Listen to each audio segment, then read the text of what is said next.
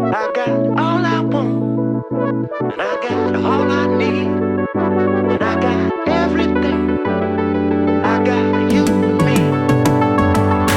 All I want, I got all I need. Marriage is the best. Hey, welcome back to Marriage is the Best. Last week we were talking about what development is, and we discussed how development is the process of growing and learning across time that leads to maturity, mastery, or competence. And for now, I'm happy with that idea of development. I think that it captures a bunch of the different elements that need to be acknowledged as we talk through marital development, right? It's a process, first and foremost, that there's growing and learning that needs to take place, that takes place across time, and that we're hoping that will lead to maturity, mastery, or competence. Really kind of all three, right? Competence is more of the idea of understanding and engaging and gaining the skills necessary in order to have a successful marriage. Maturity is the idea of is the idea of deepening one's emotional and psychological knowledge, understanding, and applied wisdom. What is maturity? Man, that's a really good question. When I think about maturity, I guess what I'm thinking about is mostly like emotional maturity. And I think that there's a connection between emotional maturity and relational maturity. So if you were to learn and grow across time and become more mature, your responses change. You know, when I was a 21-year-old getting married and a 22-year-old becoming a father, my responses were pretty poor. They were poor toward my wife at times. They were poor toward my kids at times. There was a lot of immaturity in that season in all regards, from a relational standpoint, from an emotional standpoint, from a financial standpoint, like tons of immaturity in that season. And now I talk to 21 and 22 and 23-year-olds, and I just have to remind myself that I was taking on the world at that point, you know, with like one or two or three kids along my path during that season. So maturity, I guess I would say, is, as I'm thinking about it, is kind of updating your ability to respond in your relationship in healthier and healthier ways. I like that. I like the idea of maturity connected to our ability to respond well, our ability to have self-control. You know, I've got a few couples, maybe even right now, who early on in the relationship, there was an immaturity around alcohol use. And as the individuals in the marriage grew and as the marriage relationship grew, that dependence and insistence around alcohol faded and was moved out of a place of influence in their relationship. And they were able to move beyond the call to alcohol in their lives and move into higher levels of accountability and responsibility and health. And I think maturity maybe is one's, moving into increased accountability, responsibility, and health. Early on in all of our relationships, there is a lack of maturity, a lack of relational maturity. And so to develop from a marital standpoint means growing in our maturity so that we can face each of the stages and overcome each of the tasks and develop each of the skills involved in the different stages of marital development. And one of the things that has us do that is our maturity. And one of the things that might get in the way of our marriage going from one stage of development into the next stage of development is a lack of maturity. Because if we don't engage with the process of growing and learning across time, we fail to grow in the areas that we need to. We fail to learn the things that we need to learn. We fail to develop the skills and capacity and ability to face each of the stages. Then our marital development gets stunted, and we can only achieve a certain level of fulfillment and intimacy within our marriage. And just to kind of jump off of the idea before, if these individuals who I've spoken to had not ever moved beyond their affinity for alcohol and their use of alcohol, their marriage was not going to develop very far as a result of them being stuck in a more immature state of being. Now, that doesn't necessarily mean that all mature people, all mature people or all mature marriages or all people in general have the same value or the same priority, or they exercise alcohol in the same way. Like their relationship with alcohol doesn't have to look the exact same way as all these other people. But an immature relationship with alcohol will hijack your ability to grow as an emotional person, as a spiritual person, as a relational person, as an emotional person. If I said it twice, it's probably for emphasis. And so, therefore, it's important to look at a lot of the things that can kind of keep us stunted in our growth as individuals, as well as things that can keep us stunted in our growth within our marriages. So we've got this idea of development, and now we've got this idea of stages of marital development. And we're going to be talking about stage 1, or the honeymoon phase. Honeymoon is one of those things you can find in culture and music. You can find it in lots of books. You can find it in romance novels. You can find it in rom-coms. There's a whole heap of media that kind of lives off and, really capitalizes on this idea of the honeymoon. Kind of early infatuation, early passion, early love, falling in love with one person when you're not really in love with the other person, and the sparks and the music and the camera turning around in circles.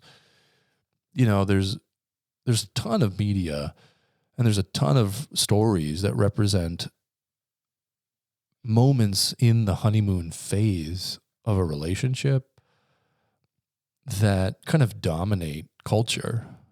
I might just go as far as to say that almost all cultural stories live in the honeymoon phase of relationships.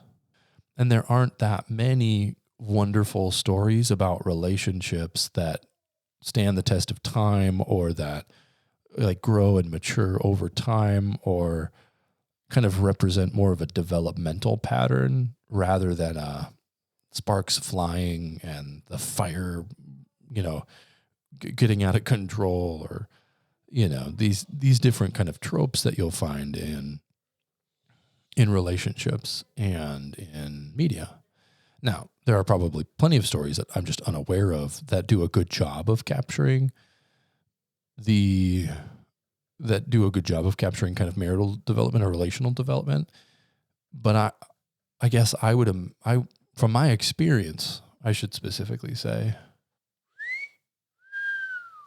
from my experience, I would say that the majority of stories that get airtime and that are invested in, or like in, that are portrayed in the media, either have really a focus on the honeymoon phase or a focus on immaturity in a relationship, or just an unhealthy relationship in general. The honeymoon phase of a relationship is not just a trope that you'll find. It is something kind of well established and understood as consistent and well represented even across culture. It's one of those things that you're going to find pretty much in all the honeymoon phase of a relationship is an important phase and is a bit of a dangerous phase early on in the way that a marriage will develop out of the honeymoon. So you can characterize the honeymoon phase of a relationship in kind of these 5 different areas, right? So there's an intense attraction or a fast infatuation, heightened emotional closeness, strong sexual desire, an idealization of the partner, seeing them in a very positive light, an ideal light, and reduced perception of flaws or incompatibilities. When I think back on Rebecca and my experience of our relationship, I definitely feel and see an incredibly intense attraction, really strong sexual desires, heightened emotional closeness, the idealization for sure, and then the reduced perception of flaws or incompatibilities. Now that one is a little questionable for Rebecca because she doesn't have any flaws or incompatibilities, but these other ones for sure were a part of our early phase of relationship. And I think a lot of people will resonate with most of, if not all, of those as they think back, if they can remember back to that really intense first few months up to maybe even 1 or 2, the first 2 years. Some of the things that characterized mine and Becca's honeymoon stage would be, staying up super duper late, chatting, being able to have 4 to 6 hour conversations and not feel bored and not feel like time was a thing. Being kind of obsessive in our thoughts and desires for one another. The heightened emotional closeness leading to a lack of health and a lack of, ability to kind of see oneself as separate. I think I failed to differentiate myself from Becca for a very long time because I was caught up in the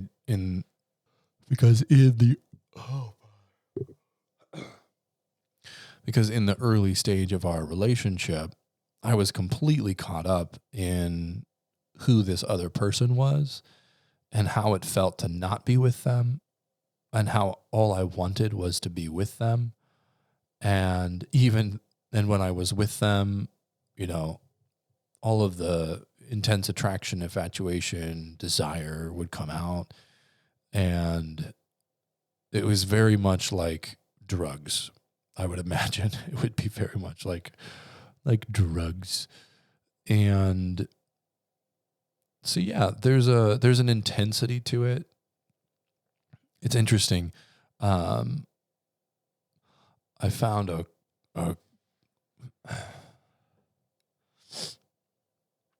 as I was doing research on the honeymoon phase of relationship, I found that researchers often compare the brain state of like living in a honeymoon phase, and they compare it to a mild, non-pathological, altered state of consciousness. A mild, non-pathological, altered state of consciousness. So it's basically changing your brain. And it does actually change your brain, like the actual neuroscience, the actual idea that my brain is different. When they looked at brain scans, they can see increased activity in the dopamine reward system, and they can measure elevated levels of dopamine, norepinephrine, and PEA. I don't even know if I want to try and say this, but it's phenylethylamine,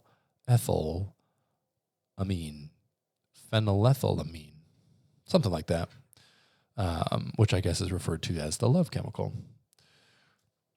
And then reduced activity in areas linked to critical judgment and fear.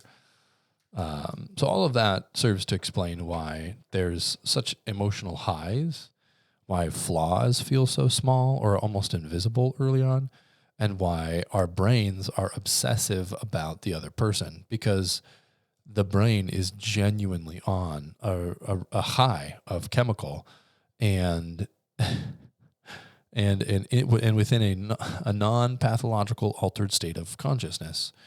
So our brains aren't really functioning in the same way, or in the way that they normally would.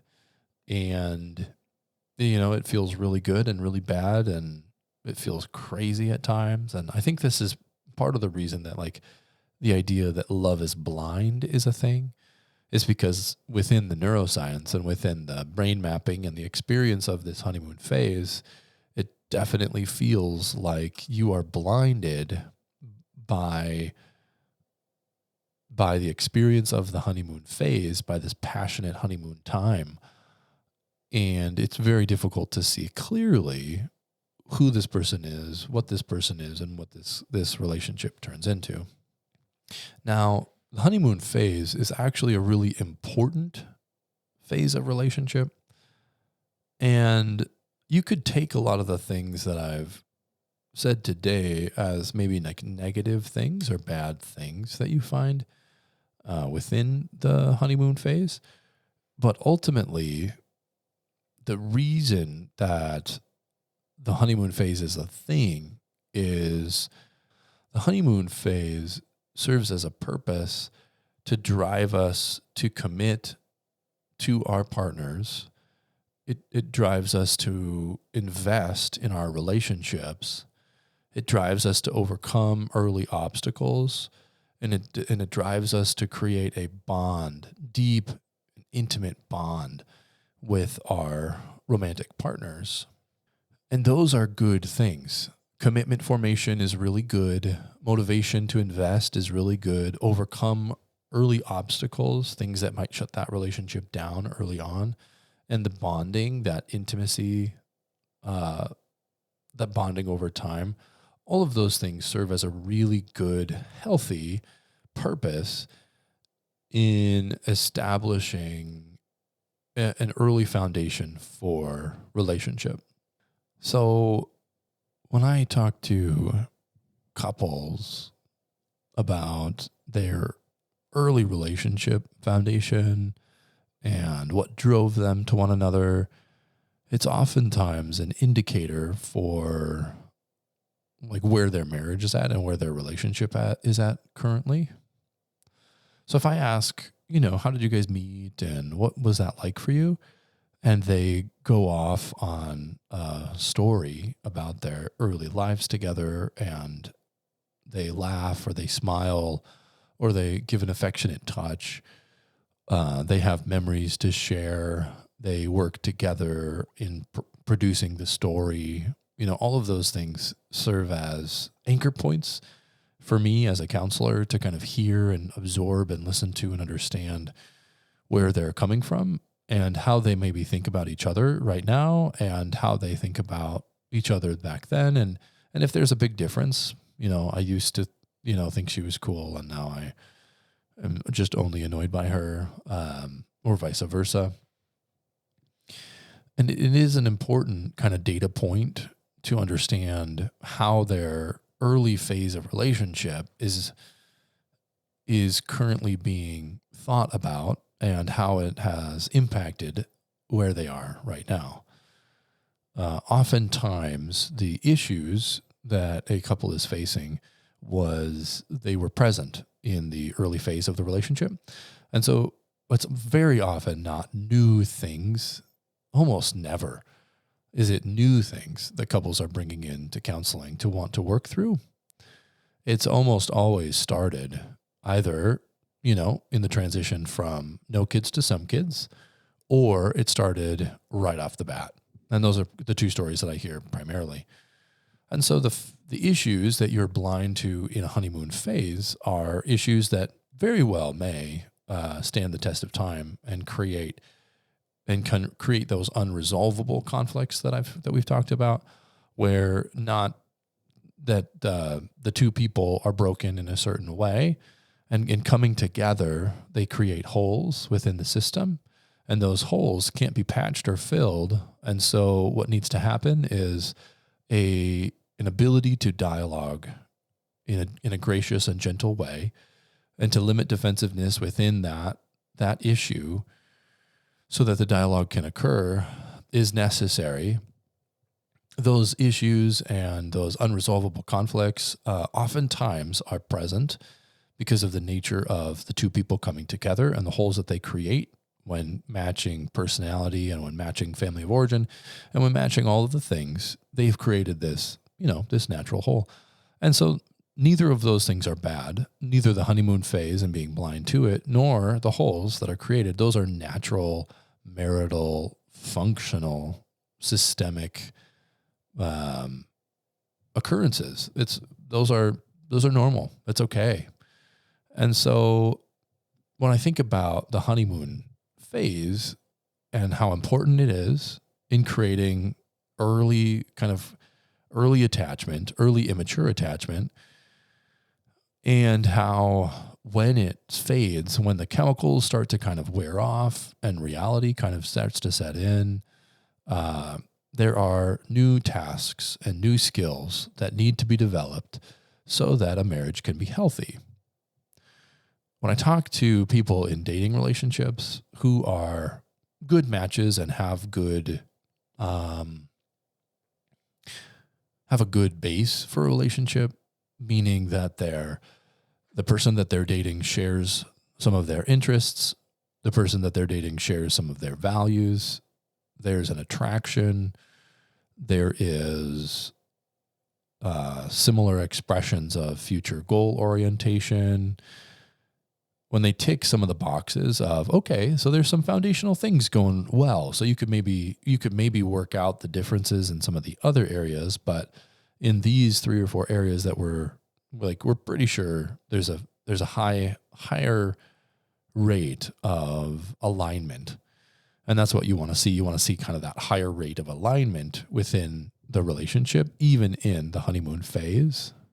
So when I'm talking to my couples and to the individuals who are coming in for counseling about those things, I often am encouraging them to just enjoy the honeymoon phase, to enjoy the attraction, to enjoy the desire, to enjoy the commitment, to commit, to lean into it, to continue to pursue, to continue to discuss and have the conversations that need to be had across the time, and to just enjoy, be a little bit crazy so that you can make some memories, because this love is blind kind of crazy season only happens for a short season. So within reason, doing some crazy things in order to kind of solidify and memorialize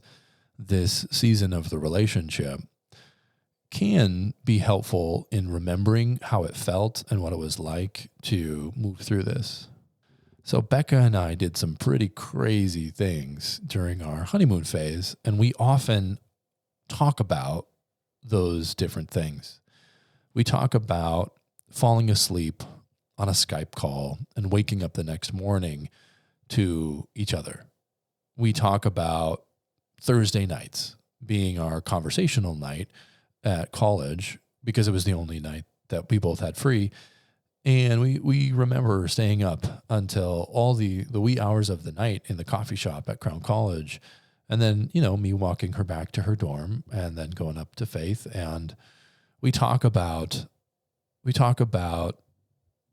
dates that we had that were just ridiculous. We talk about different, expressions of passion and desire that occurred during that season and how ridiculous we were as human beings, how absolutely ridiculous we were. We talk about those things. We remember those things. We think back fondly on those things, and we remind each other of those early passions and desires and expressions. And it's a beautiful thing to be able to kind of hold on to some of that and to bring it out in our relationship, to bring it forward in our relationship as we move through the goods and the bads and the uglies and the ups and the downs and the stress and the parenting and all of that. That reminds us of a season where we were very underdeveloped, where we were just passion and hormone and all of those things. And we weren't necessarily, logic and responsibility and accountability and reasonable living. And so you don't want to stay in the honeymoon phase, nor can you. It's impossible to do so. Your body would run out of chemical probably, and it would probably break in some way if you try to manufacture that. And there's no way to do it, naturally to like stay in that. But it's also wouldn't be healthy for us as people, for us as a society, for us as moving forward in our lives as individuals. It's not healthy to stay in that it wouldn't be healthy to stay in it the whole relationship. And in fact, we really need to be looking forward toward the next season of relationship, the next stage of relationship, not with trepidation, but with excitement. I don't like that at all. I hate that. Even though the honeymoon phase has its flaws and has its downsides,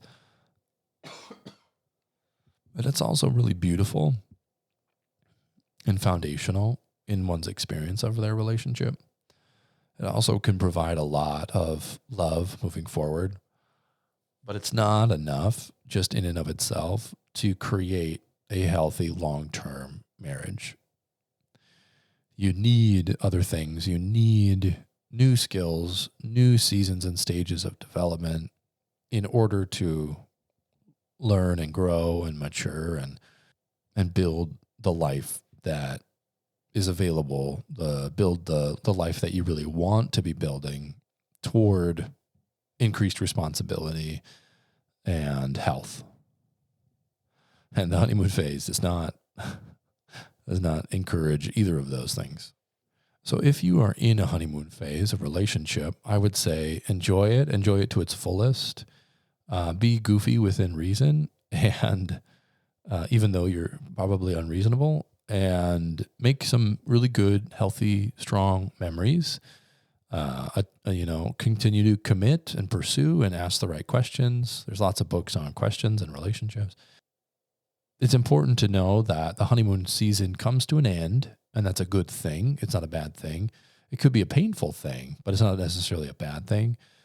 And that moving through a good honeymoon phase and being able to transition into the next stage of relationship that we'll probably talk about next week is going to be really important and really healthy. And knowing that it's normal and knowing that it's natural, I hope will take the edge off of the reality of it. And, for those of you who have been married a long time, I think that it's important to know that the honeymoon phase can still serve a good, healthy purpose for you and your relationship right now, if you go back and if you reminisce and if you think about it and think through that. The last couple of weeks, we've talked about the first stage of marriage, which is obviously the honeymoon phase.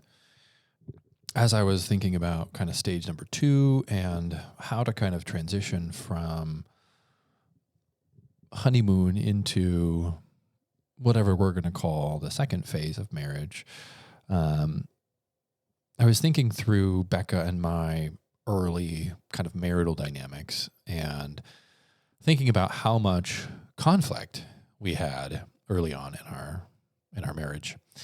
After the honeymoon highs kind of came down, and the heightened emotions, the heightened chemicals, the heightened passions, and the chaos of our lives started to settle down, and reality started to settle in.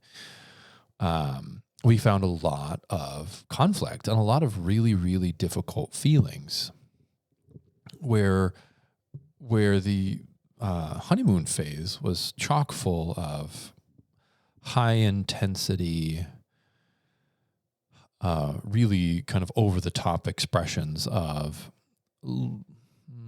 passion, and kind of as we talked about in the first couple episodes on the honeymoon, talking about the disconnect from reality. We experienced a very strong disconnect from reality during kind of the height of our honeymoon phase. Rebecca was in Paris, France, on a trip for school, because we were in college at the time. And I can recall her wanting to talk to me really regularly while in Paris, France. And then she even went after her kind of 10-day trip that was scheduled with the school. She actually went and visited some friends and a cousin, and went all over the world or all over Europe. And then her mother actually came, hung out with her for a few days. And throughout that whole season, she was reaching out to me. She was trying to connect with me. We were trying to talk. We were trying to coordinate. And I was living in my friend's mother's basement for some of that trip. And just kind of, it was kind of the dream kind of bachelor setup in the sense of not that many responsibilities. I don't think we were paying to sleep in the basement, because I think we were waiting to get our first apartment. And I don't know if any of us really had jobs. And so we were all just hanging out, playing disc golf, going disc diving. It was a crazy season. And I remember, because of the way that the honeymoon phase hacked my brain specifically, I was just kind of miserable, even though I was living what would look like my best life. I look back on that and I think, what a missed opportunity to just enjoy something crazy. It was a crazy season of life, but the honeymoon, kind of the chemical and the craziness of that honeymoon phase, stole away my ability to see what I had and enjoy what I had and focus on these friends that I had to love on and connect with and go out and be, silly young adults.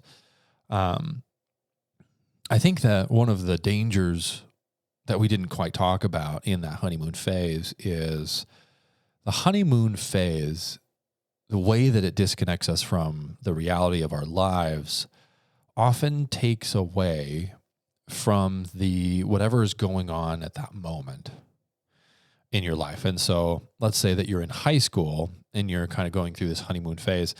You're missing the opportunity. Oftentimes people can miss the opportunity to build same-sex relationships with quality people, to invest in relationships or extracurriculars, or to spend good amounts of time doing good, healthy, balanced kinds of things, because the honeymoon kind of hijacks a lot of that process. Now, and then, let's say you were in college and you were dating somebody in high school, and then you transitioned and it's your freshman year of college and you're still dating, and your time and your energy and your effort isn't being put into the college experience, but is kind of being siphoned away to this other relationship that you had and still have. And it detracts from that season. And so one of the things that I kind of observe around our honeymoon experience, and then many honeymoon experiences that I've talked to or interacted with, is that when this dynamic grabs you, it kind of hijacks the season of life that you're in.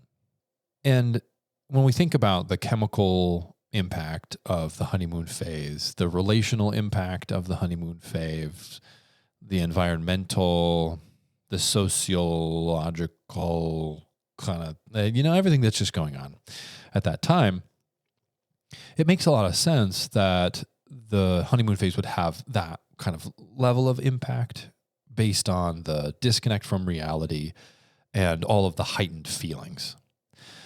What's interesting to me is that we don't necessarily control whether or not we enter into a honeymoon phase of relationship, whether we're in middle school or high school or early college. And there's not a whole lot that parents can do to like protect their children from entering in that. There was literally nothing that could have been said or done during that season that I could have received that would have kind of led me away from that, at least in my development and where I was. And so it feels to me very much like a very intense process that I'm not sure if you can adjust it. That's actually one of my questions is like, how can you enter into that season of your life? How can you really enter into the honeymoon phase during a healthy season of your life? That's a great question. And then, jumping off of that question, if it's possible to kind of manage entering into the honeymoon phase at the right time, then you could manage to capitalize on all of the experiences around and before and during the honeymoon phase. That would be really just helpful in balancing and creating more well-rounded kind of life and experience.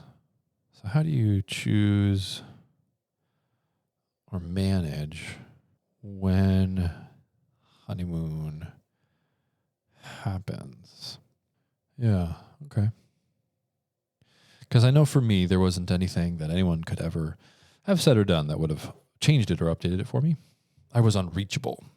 I don't know if that was just because I was so immature or I was so locked in on the idea of a spouse, or if there was some deep wounding from my family of origin that kind of created a vulnerability in this area. Because my friends didn't have nearly the same experience that I did, right? So like one of my really good friends didn't really date throughout college, found the girl that he wanted to date, dated the girl that he wanted to date after college, dated her for a reasonable amount of time, pursued her, did all the things. They got married, and now they're going to have their fourth child.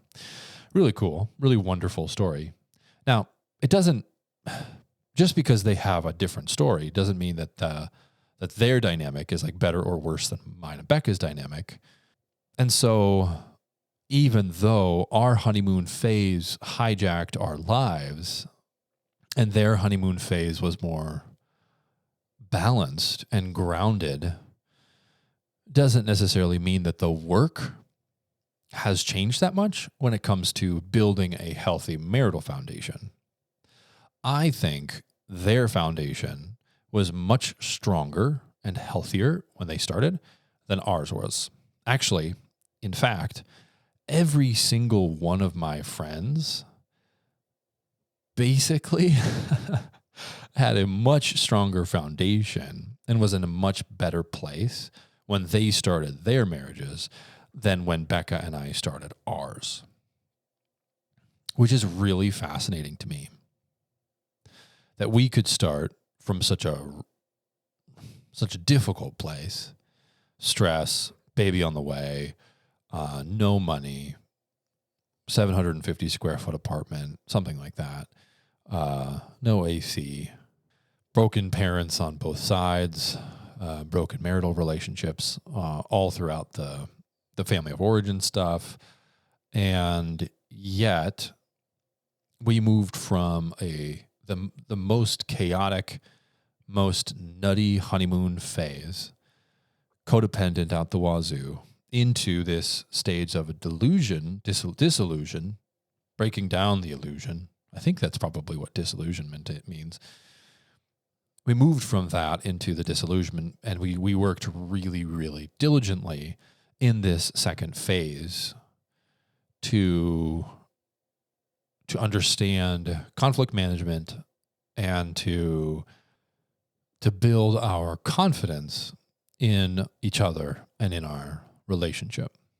In this disillusionment phase, as the chemicals are wearing off, as the highs and the codependence and the intensity was wearing down, we worked really hard at conflict. And for us, what working really, really hard at conflict meant in this stage, which I would qualify as the first 4-ish years of our marriage, was anything that came up within myself or within Becca that we didn't like, that we didn't appreciate, that wasn't healthy, that wasn't good, that was rubbing us the wrong way, that was bothersome, it got airtime.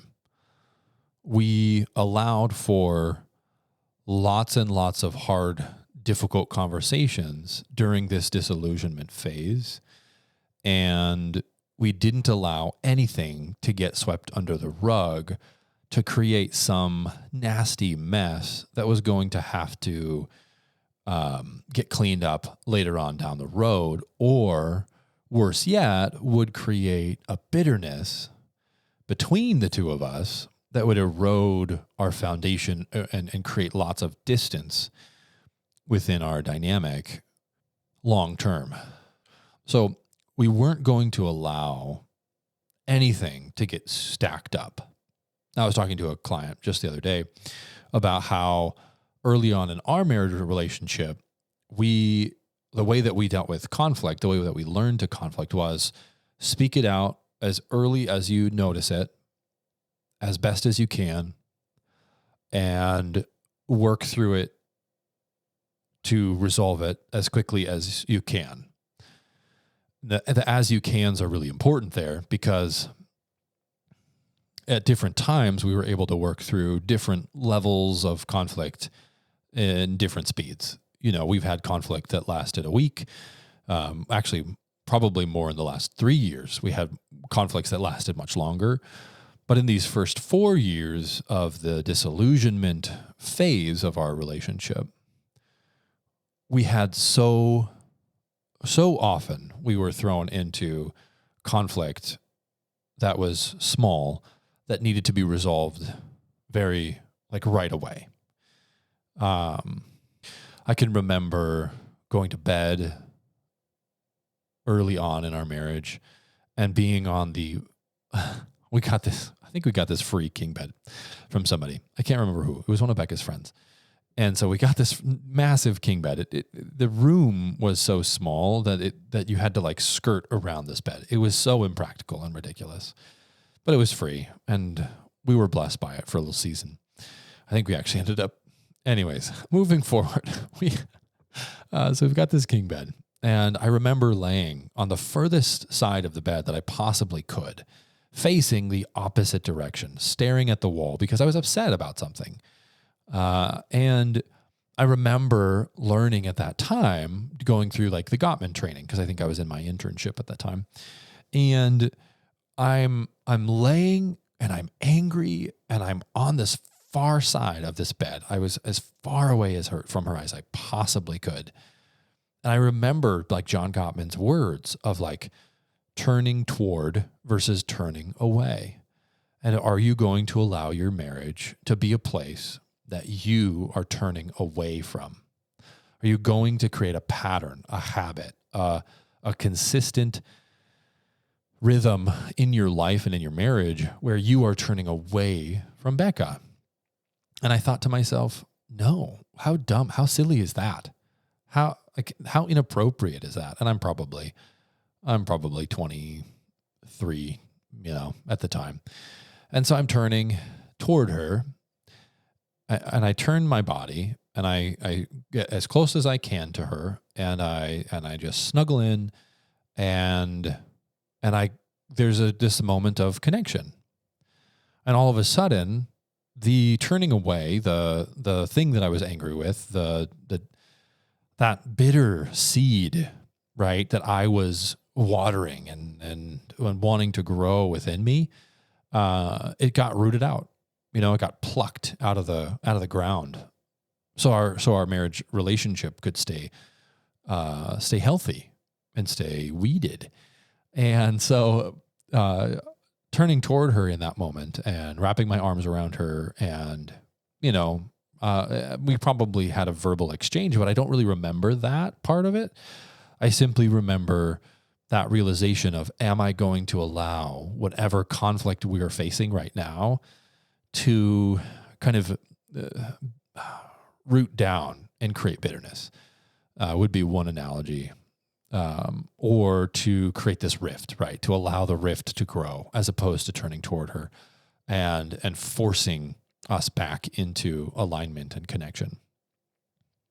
So that would be, one way of thinking about this disillusionment idea is, as the illusion wears off, the work begins. So you're no longer connected to your spouse, right? Because of chemicals and heightened chaotic desires and sexuality and all of that. Instead, the work begins to start to say, I chose you then because you're wicked attractive and I'm very into you and you make me laugh and I love it when you laugh and your smile is wonderful. Into, you're pissing me off. You're making me really, really angry now. And I don't know if I want to still choose you, but I'm going to. I still choose you. I'm going to turn toward you. I'm going to continue to choose you, even when it's hard and even when it sucks and even when we seem so distant or so disconnected and even when we're not being physical and we're not being intimate and even when there's this miscommunication or missed expectations, I'm still going to choose you. And the values that we talked about that are kind of foundational in the honeymoon phase to kind of screen into your relationship, those values as you're moving through that.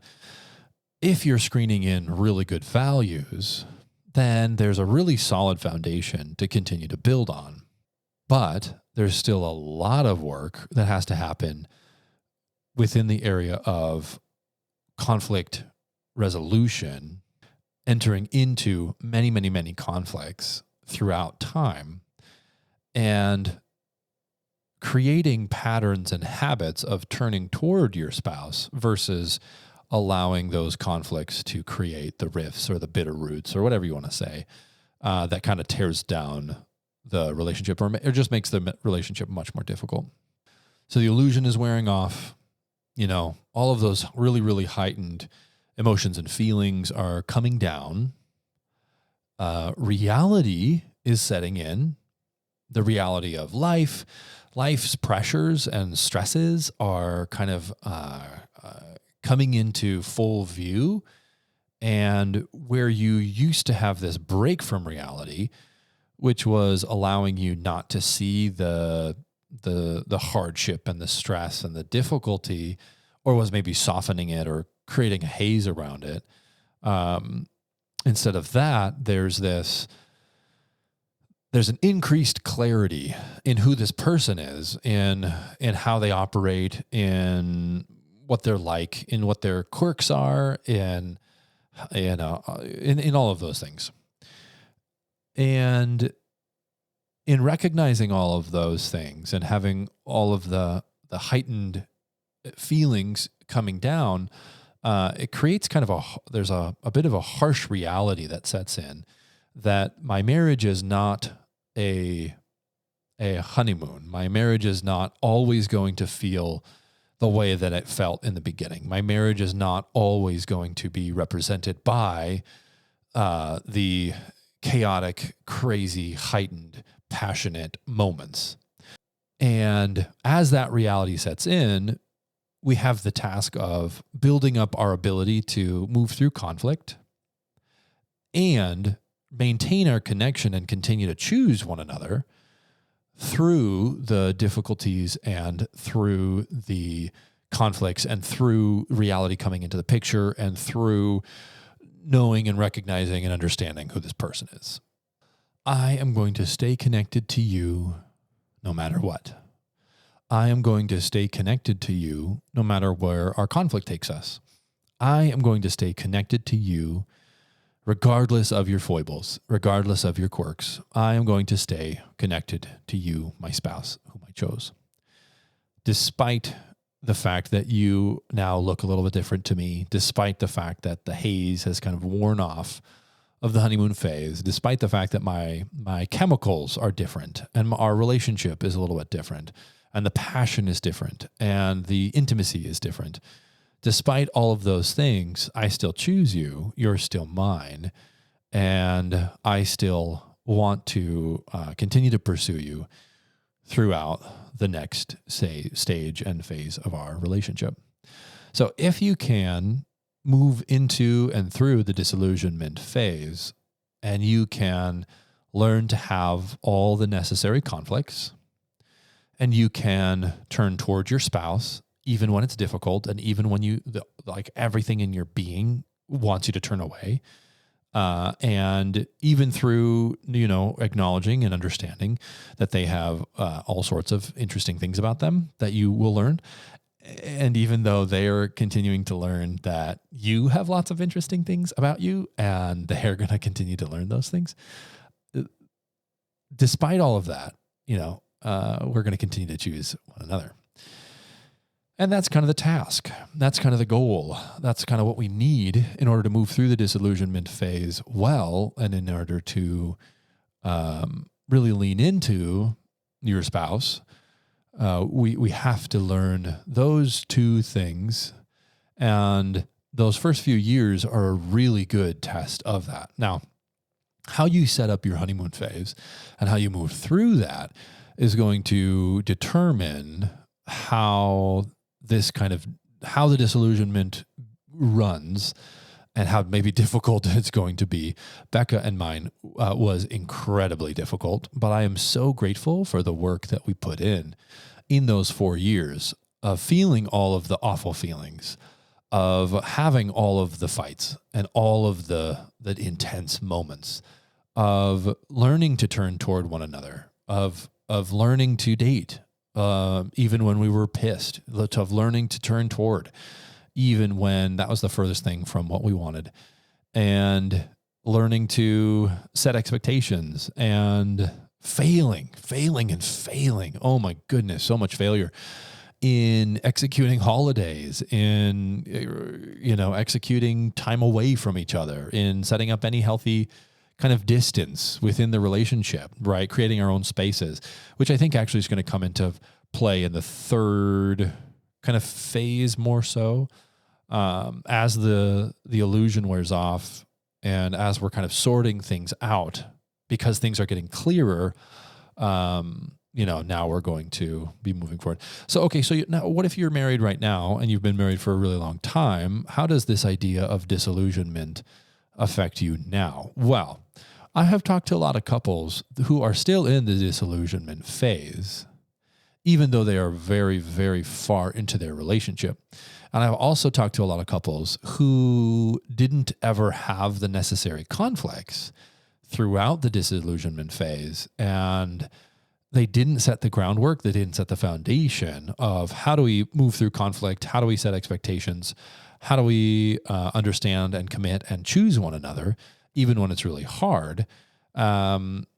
So because there's lots of couples who have been married for a very long time and are still really struggling with this, understanding this phase of relationship, of marriage, and understanding the tasks may help you to understand some of the things that you need to work on when it comes to repairing repairing some of the maybe missed developmental stages or maturation that comes as a result of the disillusionment phase. So what that might look like is, how am I moving through conflict with my spouse How good am I at turning toward them, even when it's really hard, and even when my feelings and my body and my, emotions are wanting me to turn away or run away or allow that bitter root to kind of seed down or root down into my soul? How am I at rooting that up? How am I at repairing my mistakes, of taking ownership, of taking responsibility for the you part? And how am I at pursuing my wife or spouse in general for connection, even in this stage of whatever we're moving through or whatever we're dealing with? All of those things would be really good things to look at, because there may be habits and patterns that you're executing on or moving through that's causing difficulty in your marriage that is actually based on the habits that you set up in this disillusionment phase. As the haze of the honeymoon came down, as reality kind of set in, and the break from reality was broken, now you have, you're going to really see what you have, and what you have is you're going to have to continue to commit to working on this thing with this partner, because you chose them and you're married, and that's that. So we're going to call phase 3 teamwork. As we're thinking about the end of the disillusionment phase and moving into the next phase, kind of an evolvement or a maturity out of it, what we would like to see is that because you worked so diligently on your systems and rhythms of connection in your disillusionment phase, you are finding increased intimacy, increased connection, increased attunement to the reality of who this person is, where your attraction and the fulfillment of your attraction in the early stages of the relationship is based on chemicals and a disconnect from reality. What we would like to see in the teamwork phase is that your attunement and your connection and your attraction and in your relationship is now more based on the reality of who this person is. That you're starting to see their strengths as beautiful and their weaknesses as beautiful parts of them, right? That we're not demonizing or disconnecting from or coming down on our spouses because of their weaknesses. You have a system or a rhythm both of connection and of working through conflict. And so as life and stress bring about challenges, you have a model for moving through challenging things. You know how to talk about intimacy in different seasons because you did the work to understand how to talk about intimacy. You know how to talk about finances when finances get really tight. You're able to communicate about that. You know how to get through all of these different challenges and stresses and work together as a team through the ups and the downs and the difficulties of the different phases of the relationship. The phase 2, the disillusionment phase, sets the tone. It sets you up for success or failure in this phase 3 of teamwork. So if you've done the work, you get to benefit from the work. If you've done the work, if you've had the conversations, if you have said the hard things that needed to be said, hey, I'm uncomfortable with XYZ in your family, and that's making me feel XYZ, and I'm feeling alone in that, and I don't want to feel alone. It feels really crummy in our relationship. That's a conversation you might have in your disillusionment phase as you're getting to know the reality of your partner's family and the dysfunction therein. And then you have that conversation 1, 2, 3, 4 times throughout the disillusionment phase, right? And all of a sudden, that conversation transforms. It transforms from, I don't really understand. I don't really like what you're saying. I don't really want what you're saying to be true because I like my family the way that they are, and that feels judgmental, or that feels bad, or that doesn't feel good to me.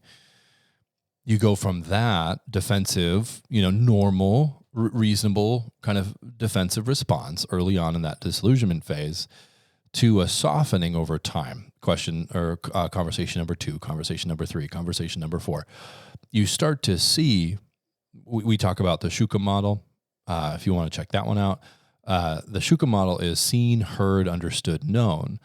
And so when you hear where your partner is coming from, you see them in that, you understand how the family is impacting them, and you know them deeply in, how they're experiencing things, how they're moving through things, how they're feeling. When you're able to put all of that together and really shuka it, really, really understand it and know it, then all of a sudden your responses change from I'm defensive because my family is really important to me and you are being XYZ, right? Like disrespectful or unreasonable or fill in the blank, whatever we want to label their experience of it, to I'm okay. So you are uncomfortable with Uncle Joe and his expressions of affection or, some of his jokes, and you want me to understand that and know that and not participate in it when he's kind of going down that track. And that would feel loving to you, and that would make you feel seen and heard and understood. And so because I love you and because I'm committed to you and because I want this relationship of ours, this marriage of ours, to grow from phase 2 into phase 3, because I want to mature us from phase 2 into phase 3, I'm willing to accept that influence from you more and more and more. And that's where the teamwork phase kind of comes into play.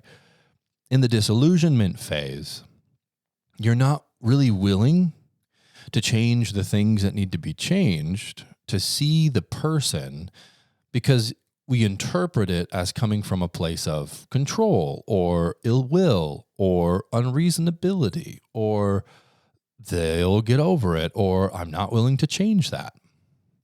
When that boils down, when the phase of that relationship is resolved and you're able to mature and grow into phase 3, you see those things that they say in a completely different light.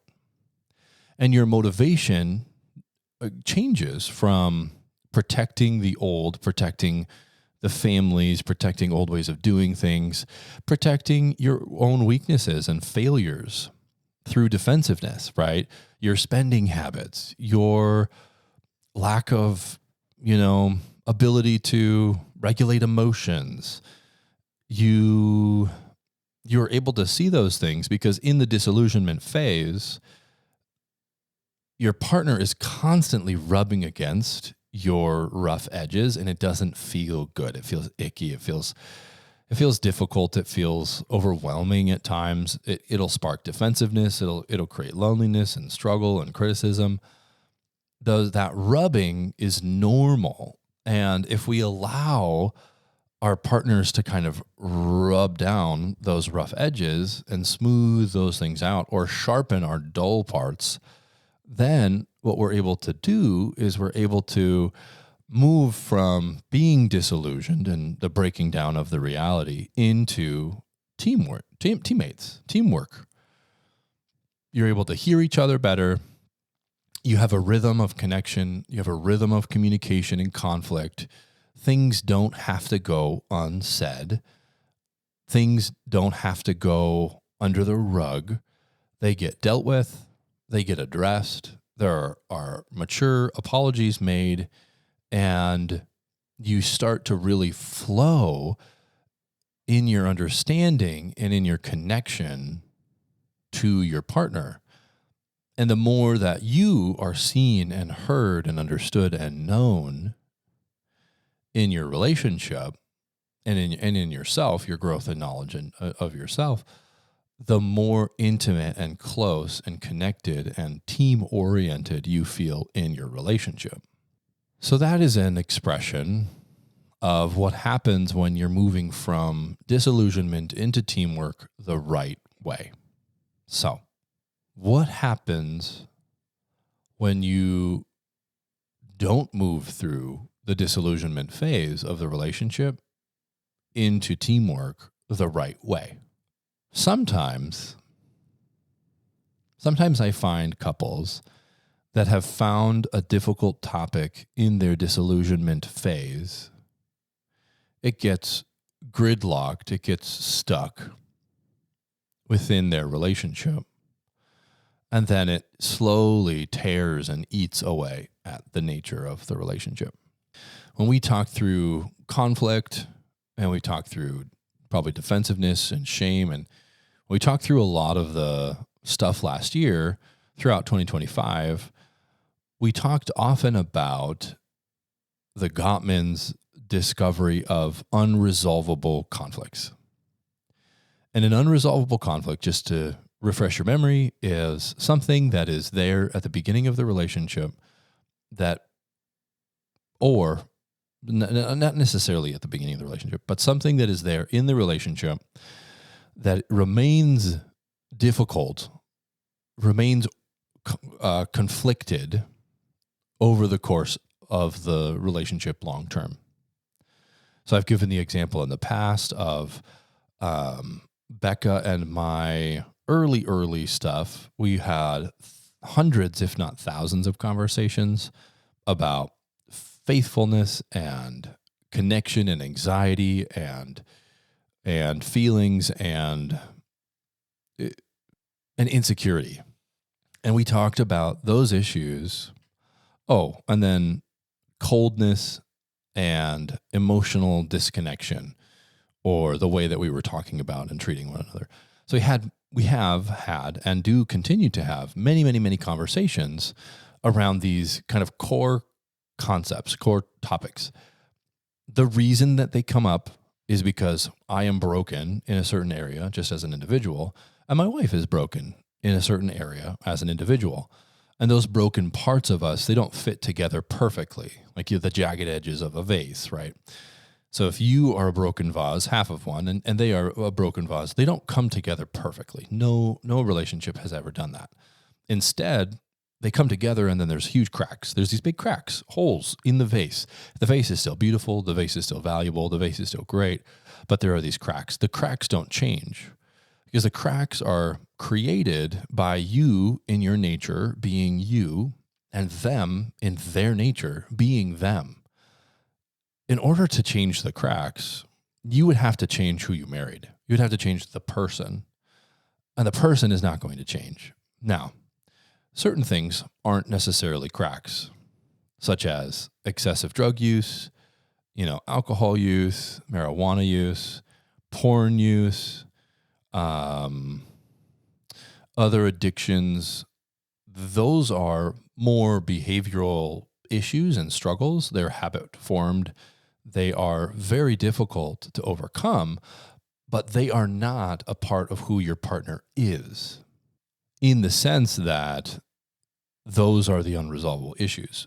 That those in their nature need to be addressed within your partner. If they're struggling with alcoholism, let's say, they need to go and address the alcoholism within them through treatment or through AA or through whatever, in order to understand themselves and get to the bottom of what's going on within that structure that continues to destroy them consistently via that kind of vice.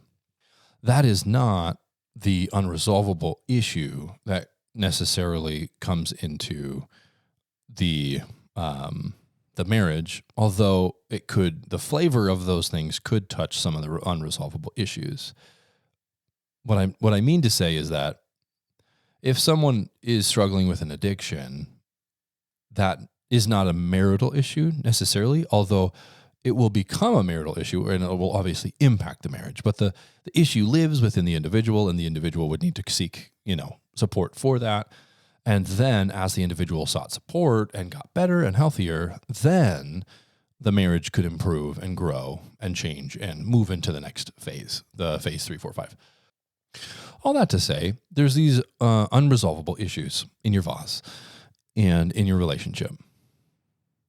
And In the disillusionment phase, those unresolvable issues get touched quite often, and it doesn't feel good. It feels really, really icky, really, really awful to touch these issues. And oftentimes people come out of having those conversations and those dialogues around that with a sense of defeat, because they notice that they are not moving the needle. They're not pulling forward. They're not gaining any ground as they're having these conversations. A lot of that really has to do with the nature of the problem being an unresolvable issue, and not necessarily that you or your spouse or partner are, irreparably broken, and that your marriage will never change or grow or phase up in the relationship sense. Like what the Gottmans found was that the couples who are masters of marriage, mature marriages, find a way to talk about the unresolvable issues without getting defensive, without getting critical, with infusing humor and connection, and understanding that these issues are unresolvable issues made up of who your partner is, all in all their glory, their strengths and their weaknesses. And it acknowledges the reality around that so that you can continue to live healthily and intimately, despite the fact that you and your spouse have these unresolvable, deep, difficult dynamics within each of you. I've worked with many couples who have found many different issues that they really struggled to come to terms with. I can think of couples that I've worked with who never established a rhythm of connection around intimacy.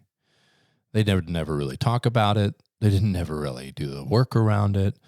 They just kind of did what they could. They ended up feeling disconnected and far away. They ended up not talking about it when they needed to. And so that kind of created a fading or a rift within the relationship. Now, here's the great thing. If you've done that and you're, mature in your age, but maybe not mature in your phases of your marriage, you have an opportunity today to go back and to have difficult conversations with your spouse and to update your personal response related to that specific topic. So if you're really struggling with, sexual intimacy, and you need to talk to your spouse about that so that you guys can work through the rhythms and the questions and establish an understanding that we can talk about this, that it's okay to talk about this, that we can talk about it so that we can get on the same page. We can talk about it so we can be heard and understood.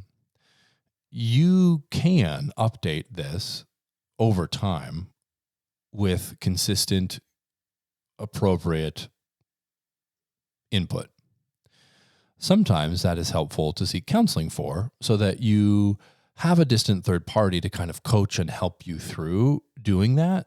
Sometimes that is easier for partners because it's been so long, and it might be such a wounded area that you can't necessarily just dive into it. But there is hope in addressing those kinds of issues that have caused trouble and difficulty and pain for you and your spouse over the long run. So when you don't establish a rhythm for talking about difficult marital topics, you give the power to those difficult marital topics to create problems for you moving forward, to create disconnect in your relationship, which creates a difficulty in communicating well, in conflicting well, when you're not feeling connected or not feeling seen and heard and understood and known. That transforms the way that you communicate with your partner, and that makes it very difficult for you to manage the relationship as you grow. If you want to move from disillusionment into teamwork, there are some simple things that will make this better. First and foremost, I would pick up some resources and just do some education for yourself on marriage if you haven't already. If you've done all of them, and I work with couples along the whole spectrum, right? I work with couples who have read all of the things and are still struggling. And I've worked with couples who have read none of the things and are doing fine. And I've worked with everything in between. But if you want to do some psychoeducation, whether it be podcasting or listening, that's great. You can start there. Marriage is a team sport. It really requires both you and your spouse to work on things together. Otherwise, what you're doing is you're actually doing just individual growth and change.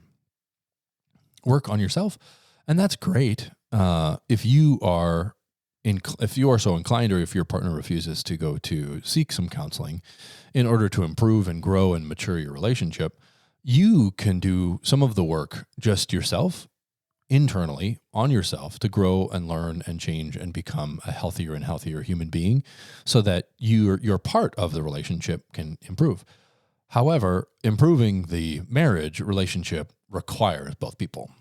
So if you have a willing spouse who really wants things to get better, they just don't have the tools or they don't have the knowledge, then obviously psychoeducation or counseling, if they're willing, can provide the tools and the knowledge and a rhythm or a system for improving those things over time.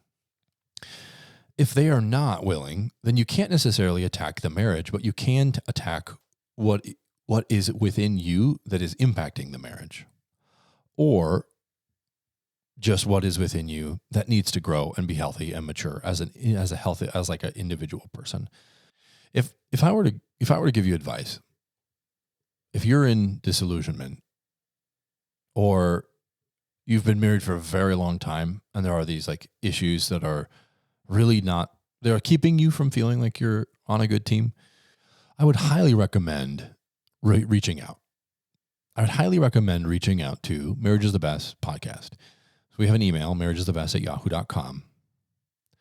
If you could give me the details of what's going on in your relationship, and if you would give me an opportunity, give me a chance to speak into your specific situation with your blessing, it very well may be that many people are struggling with your same struggles and would benefit from you sharing. And so if you feel so inclined, I would really encourage you to write in to break down what you're experiencing, some of your, unresolvable conflict, where it started, maybe some of the phase relationship stuff that you're in right now, what you're noticing, what you're seeing. Every marriage is so unique, and every situation is so nuanced in its variables that it takes a lot to kind of break down and help people to understand the system that they've created and how to make it better. And so if you would give us that opportunity, we would love to help you to understand and break down and figure out a next step for bringing your relationship up a phase, for building that sense of teamwork into your relationship. And I think next week we're probably going to talk about kids, or we're going to go dive deeper into teamwork. We've kind of been doing a talk about the phase and then talk deeper about the phase rhythm. If you like that, that's great. I don't know if we'll be able to talk deeper about the phase next time, but we may talk about other related phases. So we might talk about like when children come into play, and some of the difficulties of raising children depending on the phase of the relationship that you're in. Because obviously children can come into honeymoon phase, children can come within the disillusionment phase, children can come into a teamwork phase, and also children create their own dynamics within a marriage and create its own phase within itself. And so there's nuance and all sorts of variables. And so we'll talk a little bit about that probably next time. Today, we're going to talk about the disruption phase of marriage, mainly children. Children are a serious disruption, and disruption does not necessarily mean bad or negative. It simply means that that children come in and they change the nature of the system.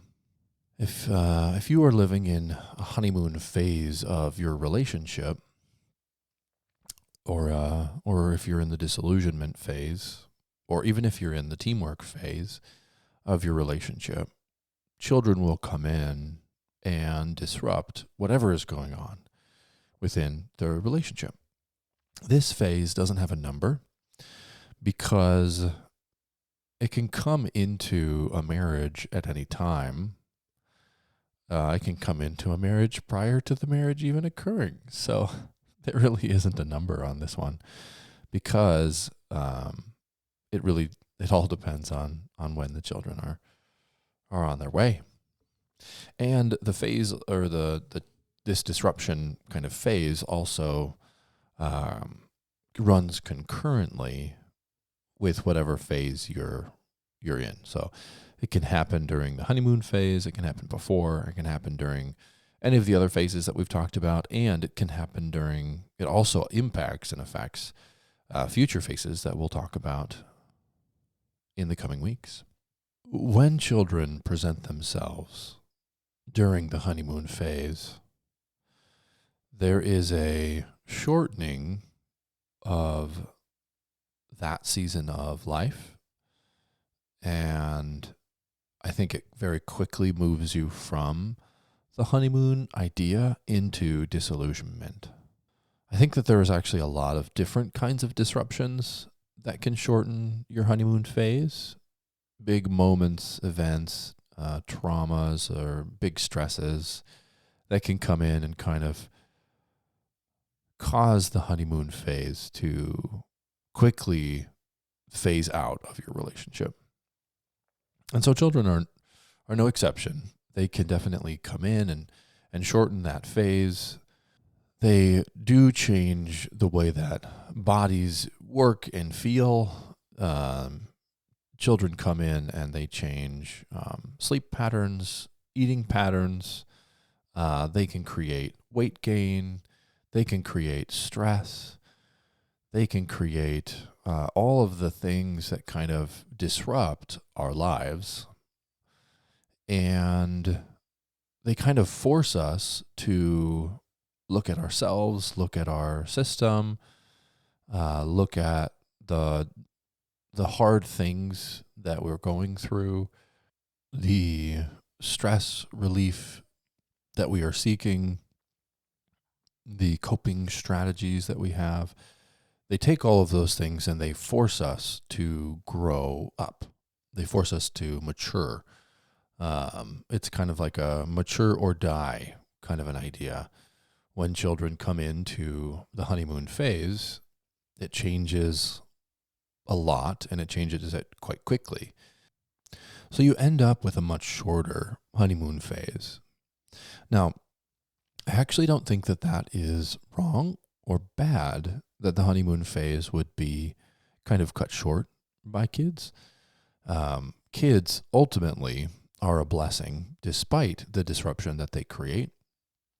And growing and learning and maturing is a benefit, even though it is difficult and even though you can put yourself in a position where you're having to learn and grow and change despite yourself, despite your current season, despite your desire. Maybe you don't want to grow, change, learn, mature. They come in and they force that upon us. And for some people, I actually think that happens. And it almost seems like the only way that individual was going to really grow and change and learn was if they were going to have this kind of disruption in life. And that it really makes us better people to be disrupted by children. It makes us, it forces us to look at ourselves. It forces us to turn toward our spouse, or tempts us to turn away from our spouses, which is something that we're going to need to learn to manage within our marriage, no matter what. Lots of temptations to turn away. And if we can weather the disruption of children, we can update our coping strategies. We can update our capacities for mature, healthy decision making, if we can update the way that we're relating to our partner, and if we can kind of use it as an opportunity to turn toward them, we can move more maturely through the ending of the honeymoon phase, through the disillusionment phase, because children create that kind of like an urgent pressure to do so. And children is a lifelong decision, but it's also a seasonal decision. Children themselves bring on many different kinds of seasons. For example, in the infancy season of a child's life, your goal is simply to love and address all the needs of that child from about 0 to 6 months or 0 to a year. The child is always right, and whether it is changing, feeding, or sleep, your job is just to address those little needs and to do it in a way that is safe and, what I mean by that is like creates a sensation of safety in the child, knowing that their needs are going to be met regularly, and with a level of urgency that is able to calm or soothe that child. And then, from 1 to 3, there's eventually there's like this growth of limit setting and boundary testing, and they do it a lot, and it's intensive, and that can create a lot of strain on a marital relationship. Between 6 and 12, 6 and 10, there's this really wonderful season where kids are really coming into their own, and you're noticing personality and different traits that are coming out, and you're noticing their gifts and their abilities and encouraging them in their strengths and creating an environment of it's safe to grow and develop and to fail. And I don't know how Becca and I have struggled at times to encourage some of those things due to, our own things that we carried into that season of life. But we are slowly learning and growing to, create those things for our kids, an environment where they can learn and grow, that they feel safe, they feel loved and wanted, and they're able to be themselves, and they're able to kind of explore and engage in the world.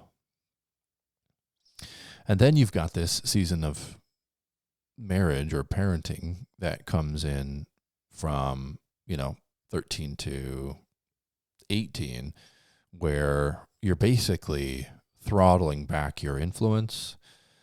They're throttling back your influence. They want to be influenced by peers. They seek that out. And you are having to change your role from infant caregiver to toddler boundary setter to school age cheerleader to kind of backseat, and taking kind of a backseat in their lives so that they can continue to make choices and form themselves, and you're still there and you're still loving and your presence is still needed. But the primary forces of impact are our peers and teachers and others and sports, and really your role just changes very drastically. So throughout all of these disruptions, throughout all of these, like the phases of parenting, marriage is greatly impacted by the different stages that you enter into as you're attempting to parent your children.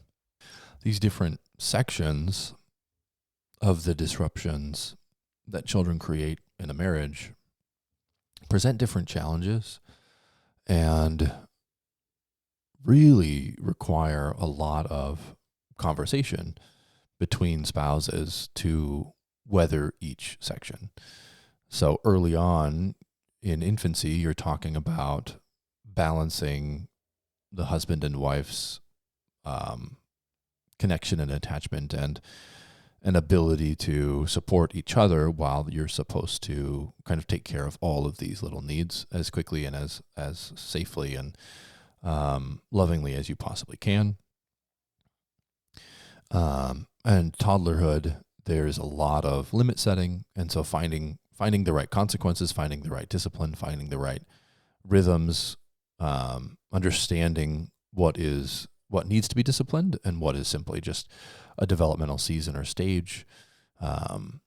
There's a lot of during school age, there's a lot of trying to figure out how to kind of like continue to pursue the children in who they are and encourage who they are as they're learning and growing. And there's less boundary setting, but it's still happening.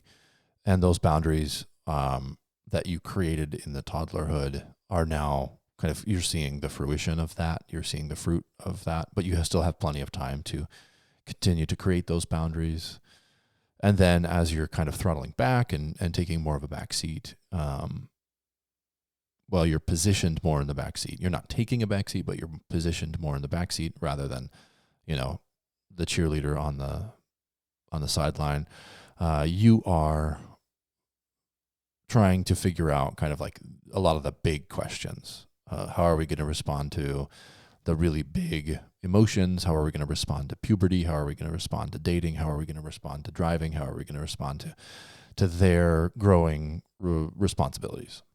And so there's so many different disruptions across so much time that marriages are challenged to pivot and learn and grow as the children's needs change over time. So children come in and they disrupt the marriage, they disrupt the system, they disrupt all of the things. And we are forced to look at ourselves and to kind of grow and mature. And we are forced to make lots of decisions that many of them will fail. And we're forced to be, have grace for our partners as they fail, grace for ourselves, which is difficult as parents when we are failing. And our relationship is also pressure tested due to the amount of stress and strain and pressure children put on the systems. Ultimately, we need to guard the marital system from the disruption that children create. Not necessarily from the children themselves, but from the disruption. If we were protecting it from children themselves, then not having children would be a great option. And ultimately, I don't think that it is. I think that children actually create so much joy and love and maturity and transformation in people's lives that not having children by choice actually can create other mental health and other related issues and struggles. But the disruption that children create is a serious thing to be contended with. And if we are not really careful in our marriages to guard the marriage from that disruption, then we find ourselves in extremely stressful, difficult scenarios that can very easily wear down a marital relationship. We already talked a little bit about how this disruptive phase affects the honeymoon, how it shortens that down. As I was thinking about disruption within disillusionment, I actually think that is one of the more difficult setups for children entering into the world and entering into a marital system. When children enter into the disillusionment, I actually think it kind of exacerbates whatever disillusionment is there. And if you're not really careful, I think it can create, it being the disruption phase, I think it can create an excessive amount of stress on the marital system, which can lead to people turning away or even turning against their marital relationship. So if you're in your disillusionment phase, and you're finding all of these things that are difficult or stressful within your partner, the honeymoon kind of glaze is wearing off, and you're realizing that this is a real person with real strengths, real weaknesses, and, coping strategies and difficulties of their own. And then the stress of the changes that occur within pregnancy, and then the stress of a lack of sleep and other related challenges come into play. It can be very difficult to stay loving, to stay connected, to want to pursue, to want to do the work that marriage requires during this disruption, and not allow that disruption to kind of steal your loving affection for your partner. If you're having children and this disruption is occurring within your teamwork phase, and you have done a lot of the foundational kind of setting, laying those foundational bricks down already, I think that the phase of children has less of a disruption. The disruption is less measurably, although it is never negligible. If you have grown and matured to a certain point, or even beyond a certain point, and then children come in, the stress testing that children create is less of a disruption. So if you are, pretty secure in your finances, and then children come along, you still have a disruption in your finances. And that disruption in your finances can cause stress and strain depending on how you're moving through that. But it is markedly less than if you don't have any security in your finances, and then the disruption comes along. Again, the disruption is not the child, even though it is the child. The disruption is all of the things that come with the child, not themselves. I actually think that's a helpful distinction in our culture, because I think that in our culture, people view children as a disruption, like children themselves. But like our five are not disruptions in and of themselves. They are incredibly beautiful individual blessings. And we are extremely grateful for our ability to have them disrupt our lives, and to have them force us to learn and grow and change. It's a beautiful blessing, even though it is also a great disruption in our lives, and creates a lot of responsibility that we have to then learn to manage, whether we like to manage those responsibilities or not. And that's a wonderful thing. It's a really wonderful thing. And I would highly, highly, highly recommend that people elect to enter into this disruption phase and allow children to teach and grow them as individuals and them inside of their marriage. So the disruption comes, you're in the teamwork phase. You may have to redefine a lot of the roles, and it's definitely not easy. It doesn't create like ease within this disruption. However, it does, the stress and the stress of the season or the phase is different when you are already in that teamwork phase and you've kind of moved through to the disillusionment phase. So a couple things. Children are actually is a kind of a small season in the life of parents, in the life of a marriage. It is actually a finite thing. And it comes in maybe 5 or 6 different forms or seasons itself. but you're going to have to live the marriage out beyond the children. And that is where a lot of marriages struggle, because it's difficult to remain connected and loving and to pursue your partner despite the seasonal disruption that children create.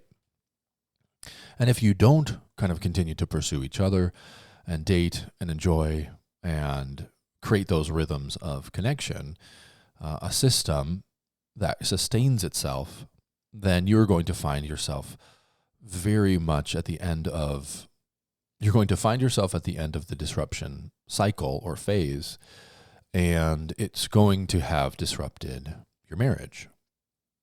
And so a lot of your goals throughout the disruption phase is, how do we stay together? How do we stay connected? And how do we continue to pursue one another so that we don't allow these disruptions to undermine our relationship? You kind of have to guard your marriage against the disruptions. You guard it during infancy by supporting one another, getting rest as much as you possibly can, and taking on your fair share or a large portion of the burden of moving this little one from completely reliant to less completely reliant. You guard your marriage throughout all the different phases of child rearing by staying on the same page, by getting on the same page if you fall off, by pursuing one another, by connecting with one another, and by learning how to do it well, learning how to parent well, learning how to connect with your kids well. You also guard your marriage for the sake of your children, because your marriage is foundational in the way that children will learn and grow and move in the world. And so if you provide them a strong, stable two-parent household, you have provided them the most important thing in their lives that will set the stage for their success in the future.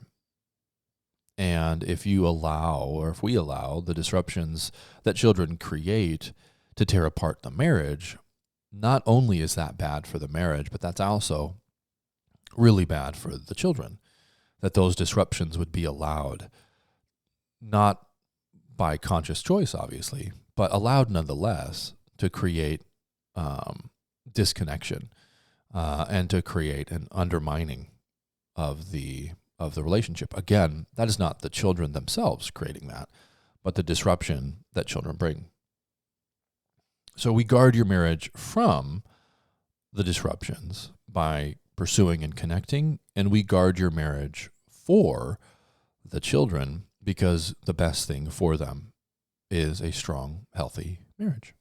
All the previous building blocks, all the previous work that you did in your relationship before this point, before the disruptions come in, are stress tested and pressure tested. And so if you have a really strong value of your spouse and you've continued to pursue them and date them and connect with them and speak with them and enjoy them before the disruptions come, that system of pursuing and connecting and enjoying is pressure tested when children arrive. Are you going to continue? Are you going to continue even when it's really difficult? Are you going to continue even when you're not sleeping? Are you going to continue even when you're stressed or you're upset with how they're parenting or you're not on the same page with sports? Are you going to continue to view your spouse in a loving and a positively oriented way throughout all of the seasons of disruptions that children are going to bring? Finances, we are kind of mentioned already. Obviously, that system is stress tested. It does create a disruption in your finances. Really, finances, I don't think, are a reason to... I don't think that finances are a good reason not to have children. Also, I don't think that there is a season where children won't disrupt your finances. In the past, the value of children was so clearly, like, it was more clearly understood and known. I think that we're running a bit of a social experiment right now where a lot of people are choosing not to enter into the disruption, seeing children as the disruption, and choosing to avoid it or not have it. And I think that that's a mistake. I think that the challenges and the growth that you have available to you is exponentially greater when you do choose to have children. And then there is a large segment of people who are not able to have children. And I think that in and of itself creates a disruption in the marriage. I've actually seen that very gravely impact marriages, the inability to choose children and to have them. And there's a lot of pain and sorrow and grief for those who don't elect to not have children, but who just physically can't. And that creates a disruption in and of itself. And it's not a small one, and it's not a short one.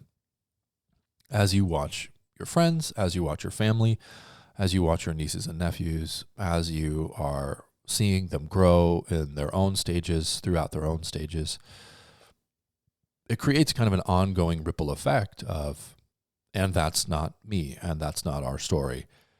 And it creates a lot of disruption in and of itself. So whether you having children or not having children, I think the disruptions are there. Obviously, they are different in kind and nature, but they're still there.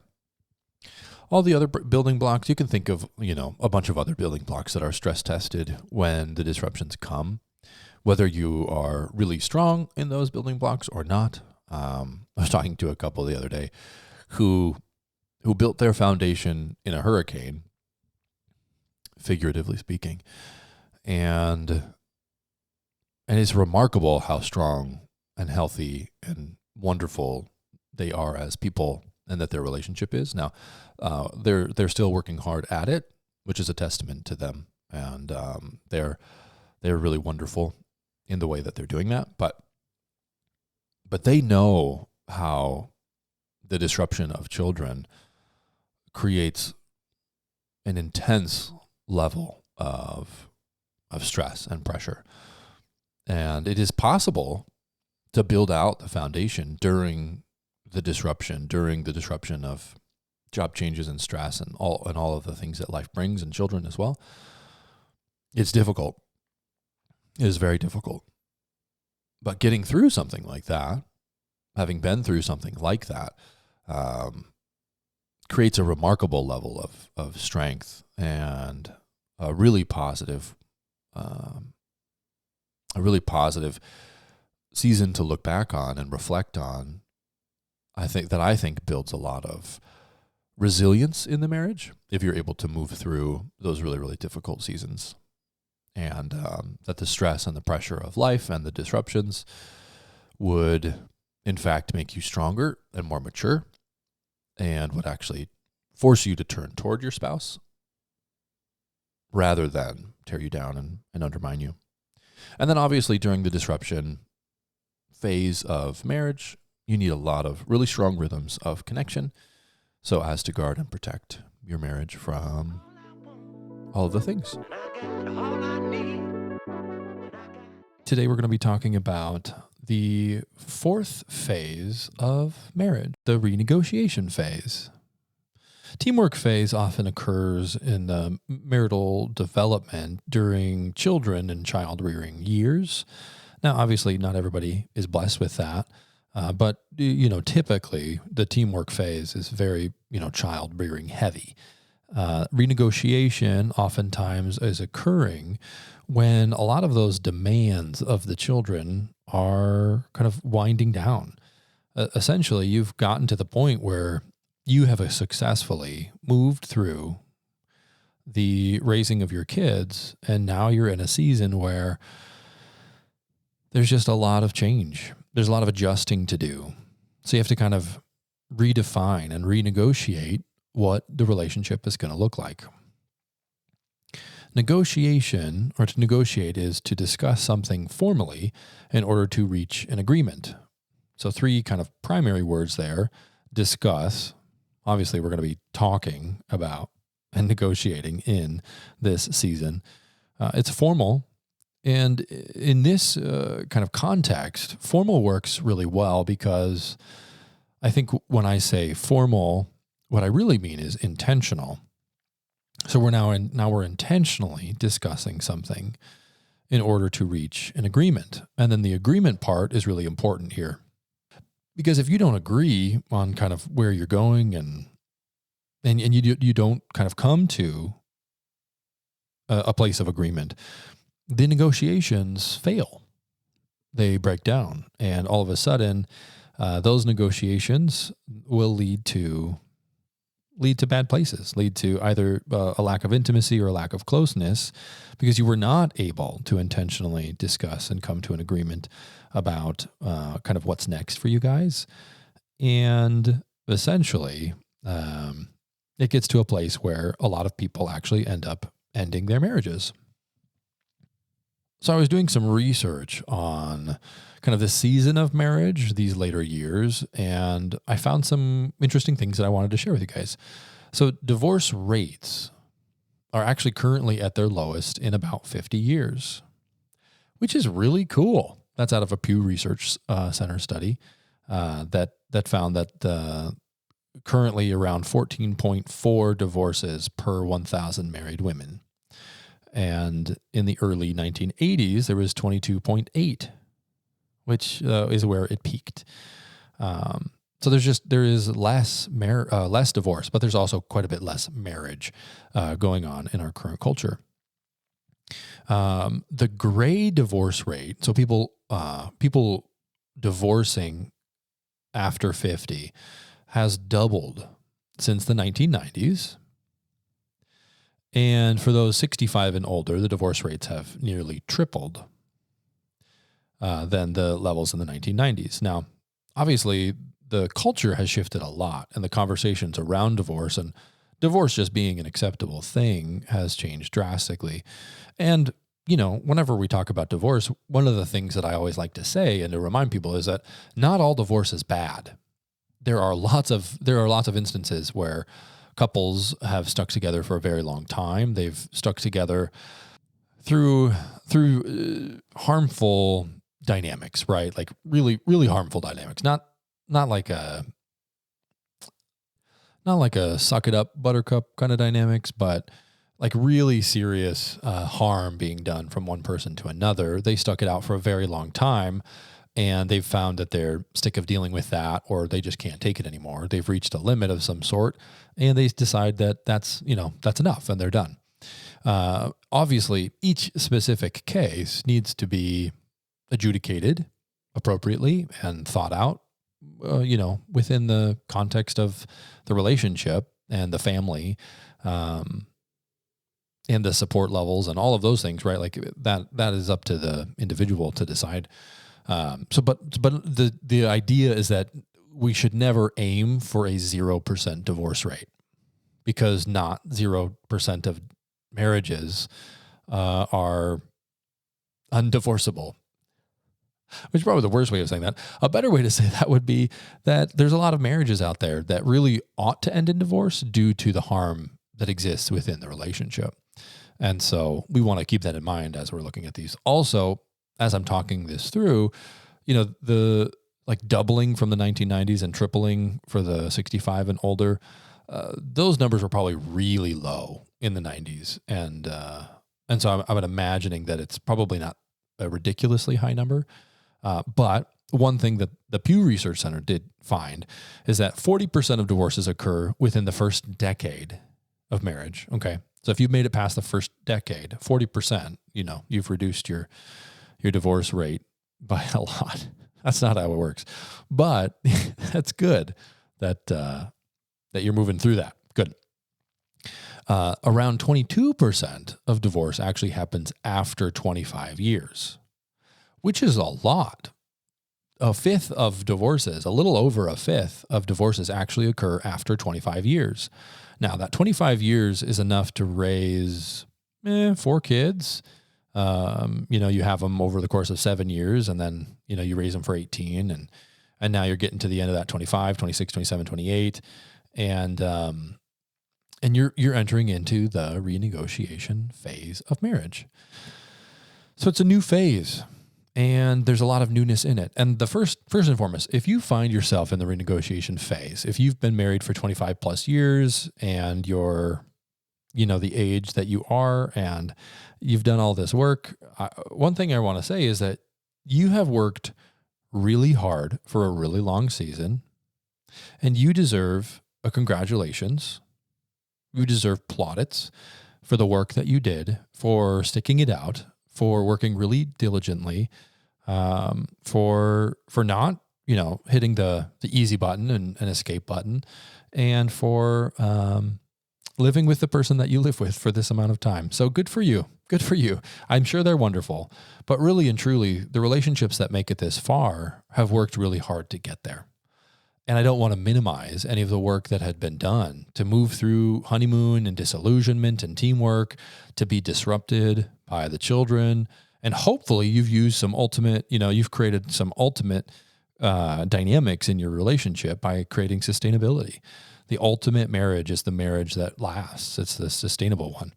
And so hopefully you've done some things that have sustained it. Obviously you got this far, which is pretty awesome. And you deserve a pat on the back. It's a wonderful, wonderful thing. So people are entering into this renegotiation stage, right? And the children are leaving. The demand of the children is gone. And I know that most of you probably can't even imagine getting to a place where the demand of your children is no longer there. And I have to give you the cold hard truth. That's coming. It's coming. Like parenting is really a seasonal thing. It's not something that you do forever. It's not something that looks the same even for that long. And, when you have 6 children and you're in your 6th infancy and doing all of that again, it does feel like forever. It does feel like a very long time. Bedtimes can actually feel like an eternity, in fact. But in reality, children and raising children is only a short season in our lives. Becca and I will raise kids for about 28 years. And when we finish at 52,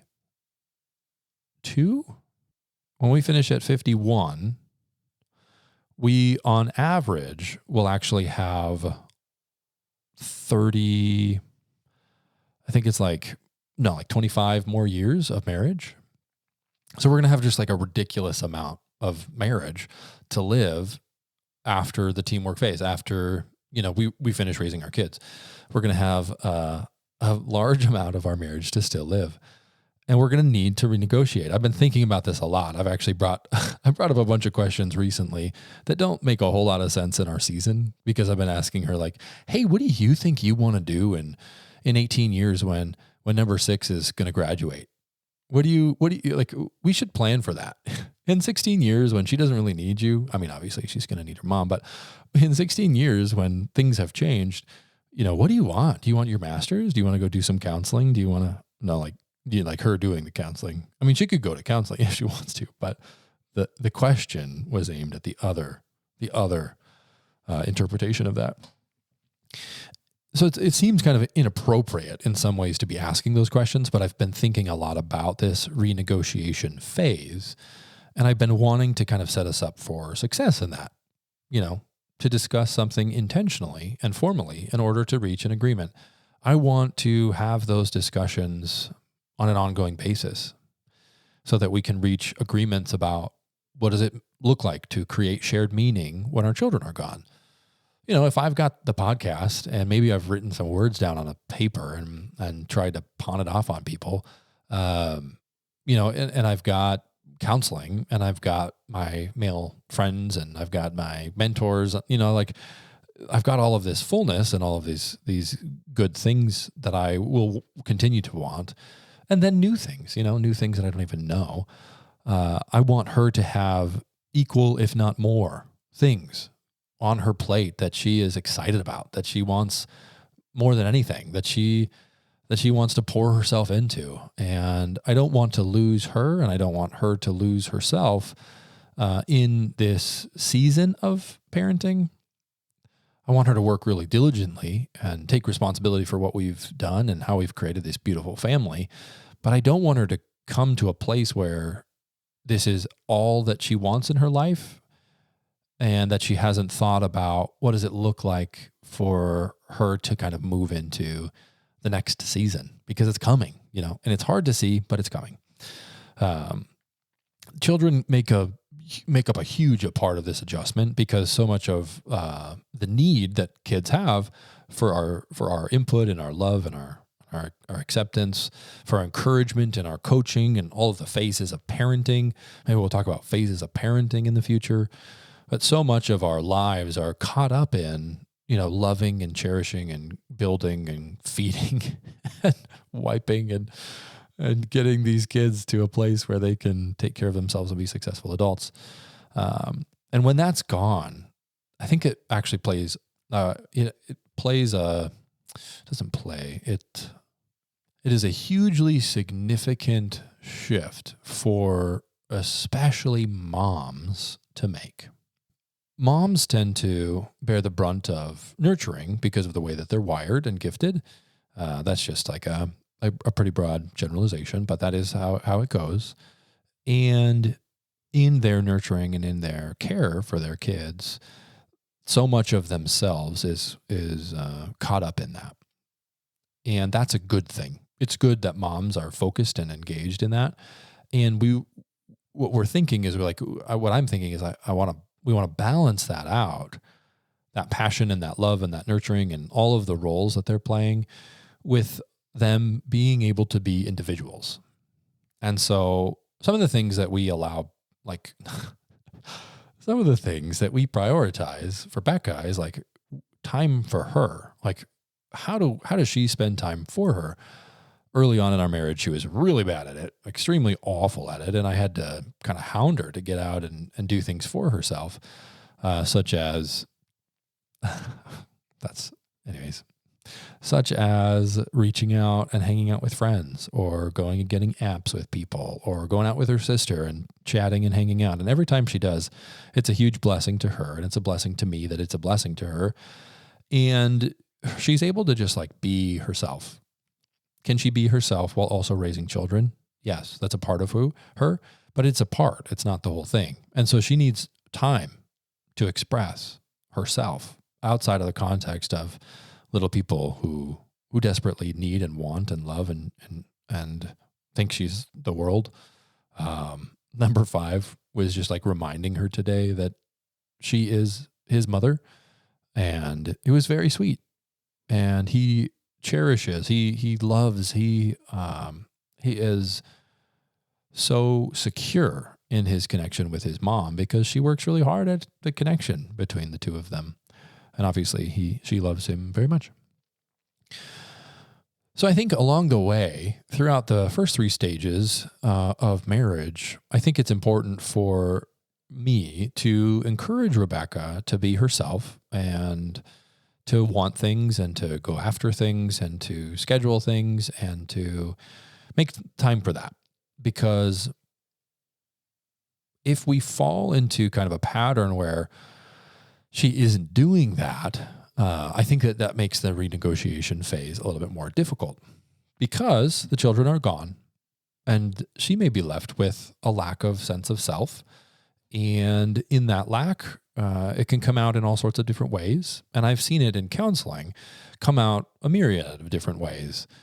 And oftentimes people trying to renegotiate in this season find it really difficult to kind of find a way to dialogue, to discuss, to engage in these hard conversations, because especially when those conversations have not been an ongoing part of the relationship, and especially when the individuality of each of the parents hasn't been able to be expressed or explored along the way for whatever reason. And so the accounts can have run really low.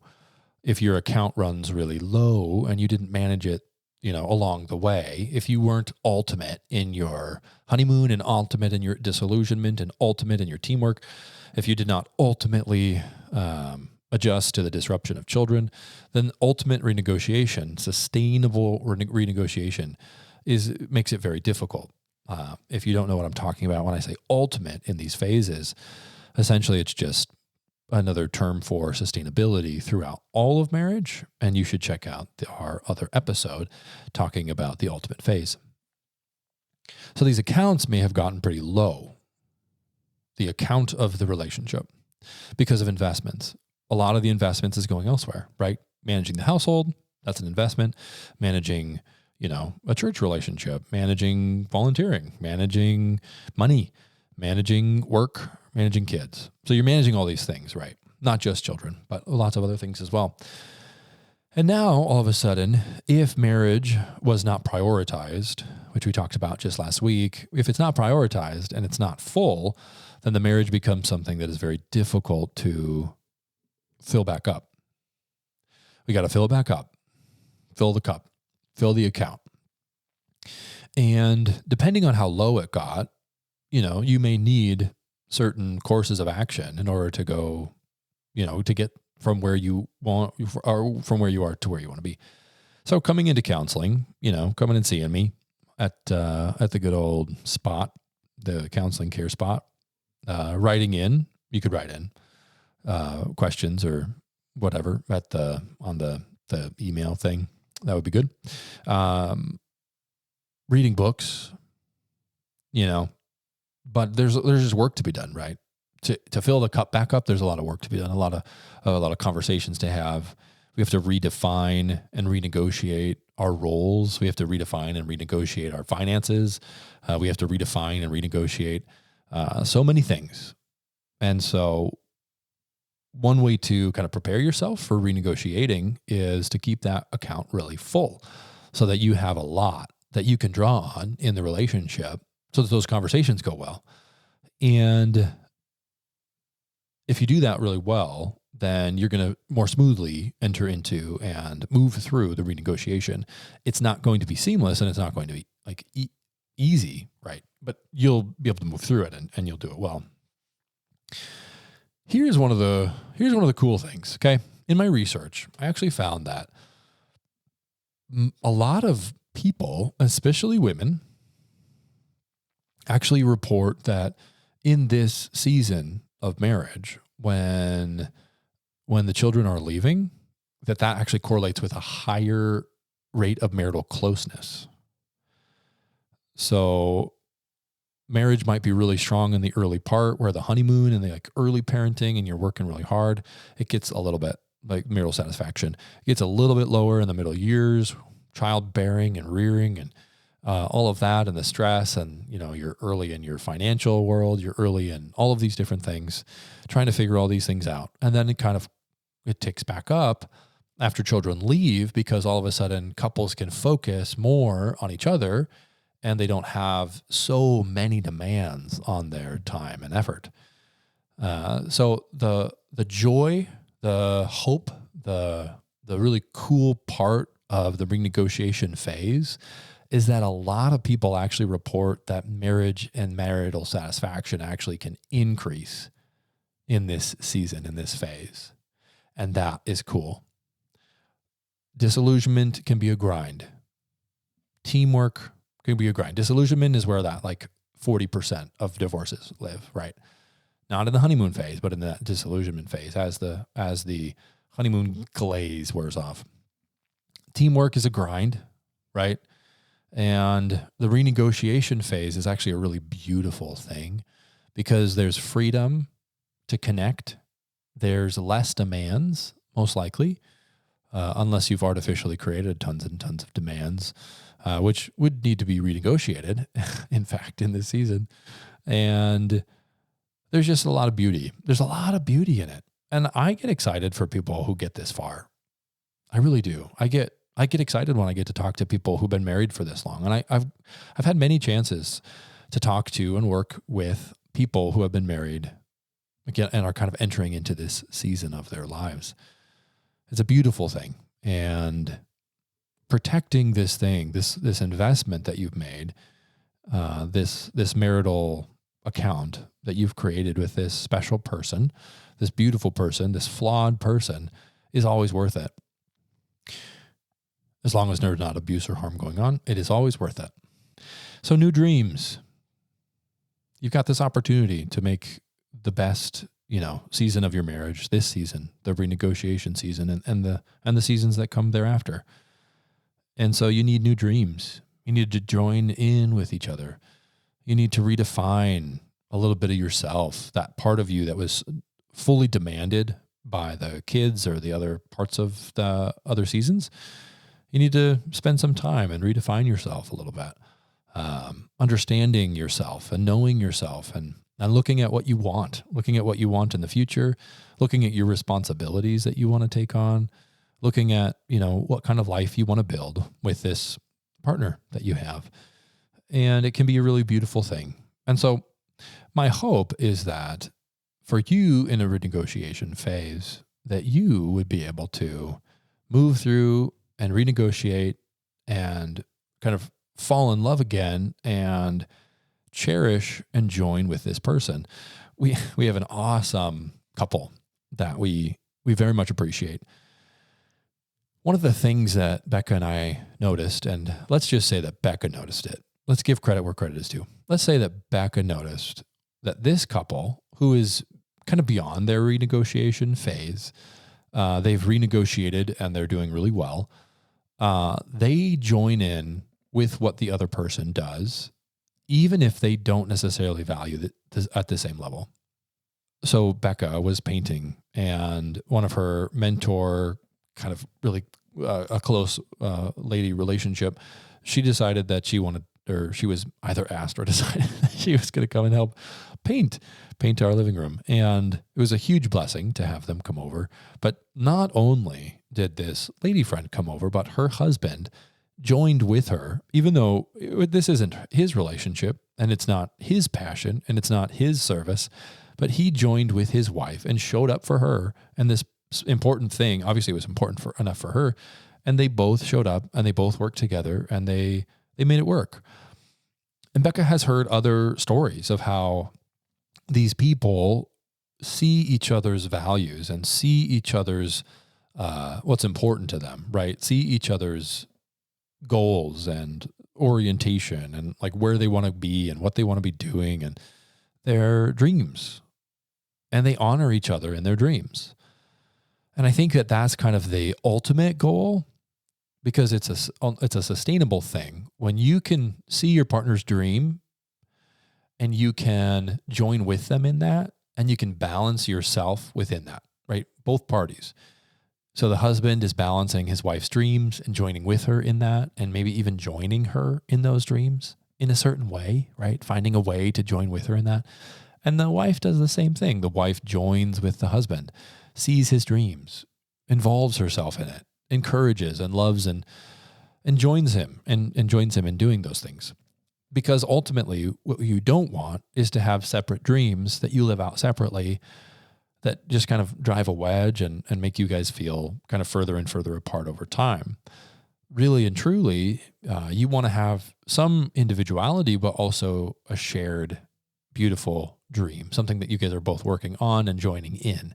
Even if, her dream isn't your favorite, even if his dream isn't your favorite, within reason, joining with those dreams and finding a way for each of you to dialogue and discuss, how do we come to an agreement, a formal and intentional agreement to negotiate this phase so that we can stay sustainable in this latter part of our life, that we would have that U-shaped, beautiful kind of marital involvement and marital satisfaction curve, and that we would make this phase, this final phase, this kind of end of life phase, end of children rearing phase, one of the best phases that we can have in our marriage. It's really the cherry on top, if you like the cherry on top, which a lot of people don't. So maybe we should come up with a different kind of phrase, but it's that kind of final, like icing on the cake that I don't like icing, whatever it might be on top of the thing that is good. This might be it. This final kind of hurrah, this beautiful kind of end of the tale. And the work that you put in during the other phases of the relationship really cultivate or really kind of come to fruition in this final phase. And you can have a really beautiful, really meaningful, really intimate final phase of your relationship. Today we're going to be talking about another one of our phases. We've been through quite a few of them, the developmental phases of marriage.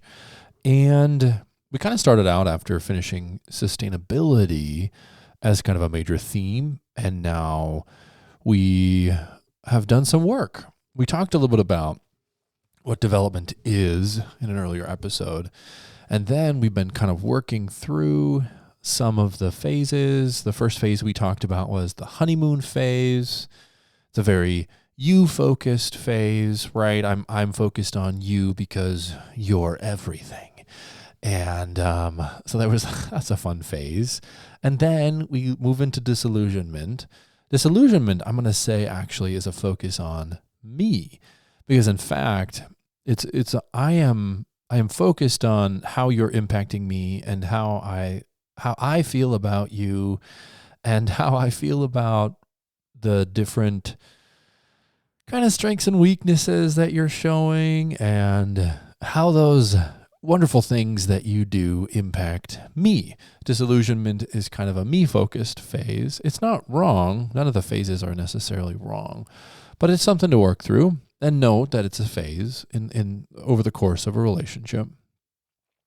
Teamwork, if done well, transforms the me phase into a we phase, where your focus and orientation in the marriage is very much focused on the team dynamic, working together, doing things well together, understanding each other, communicating really well, understanding kind of where the team is going and kind of supporting one another in doing that. So there's it's a we focus. The disruption phase X that we talked about, really focused on the idea of how children impact marriage and disrupt the whole kind of system. It's not a you, it's not a me, it's not a we. It all of a sudden becomes about them.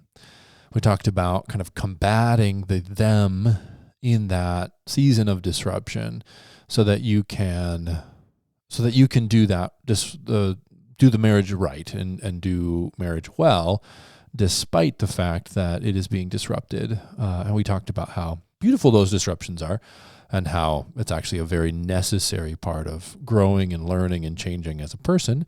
We also talked about how when you are unable to have children, how that also impacts and disrupts the marriage. So we've gone from the you to the me to the we to the them, and today we are going to talk about the you.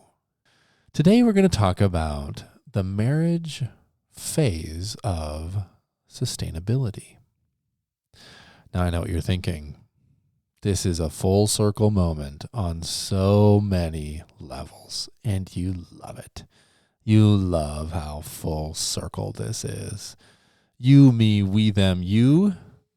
And in the life of the podcast, we started with ideas around sustainability, and now we're talking about the phase of sustainability. Isn't that fun? So, when is the sustainable phase? And if there is a sustainable phase, why would it ever not be a sustainable phase? And in my brain, this might not surprise you, but all of the marriage is encapsulated within this phase. Sustainability isn't something that happens after disruption, after teamwork, after disillusionment, after the honeymoon. Sustainability is the thing that makes the marriage last throughout all the phases. Now, we haven't even gone through all the phases, right? There are some later year marital dynamics that we may need to discuss and analyze. But I think sustainability is kind of a fun next step on our journey of exploring the marital development in all the phases. So, when I thought of the word sustainability at first, I actually also thought of a second word. And the second word that came to mind was sacrifice. Marriages are about sacrifice. And when marriages go awry, it is often in an area lacking sacrifice. Now, balancing sustainability and sacrifice is difficult and very nuanced and very unique to your marriage. But the idea of sacrifice is incredibly important when you talk about wanting to create a sustainable system and move through your marriage through all the phases in a sustainable way, the sustainable phase of the marriage. When I thought of this idea of sacrifice, I was thinking about all of the sacrifices that Rebecca and I have made over the course of our marriage. And even more in particular, I've been thinking about the sacrifices that I have made over the course of our marriage. Now, why am I thinking about my sacrifices? Well, mostly because I am me, and so my sacrifices come to mind.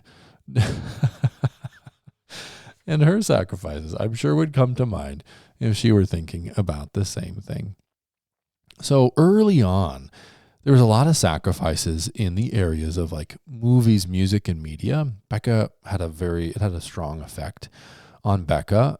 We noticed it early and we noticed it often. And so we had to kind of structure the way that we watched movies and the way that we listened to music and the way that we interacted with media in a way that wouldn't constantly create, just awful feelings in Becca.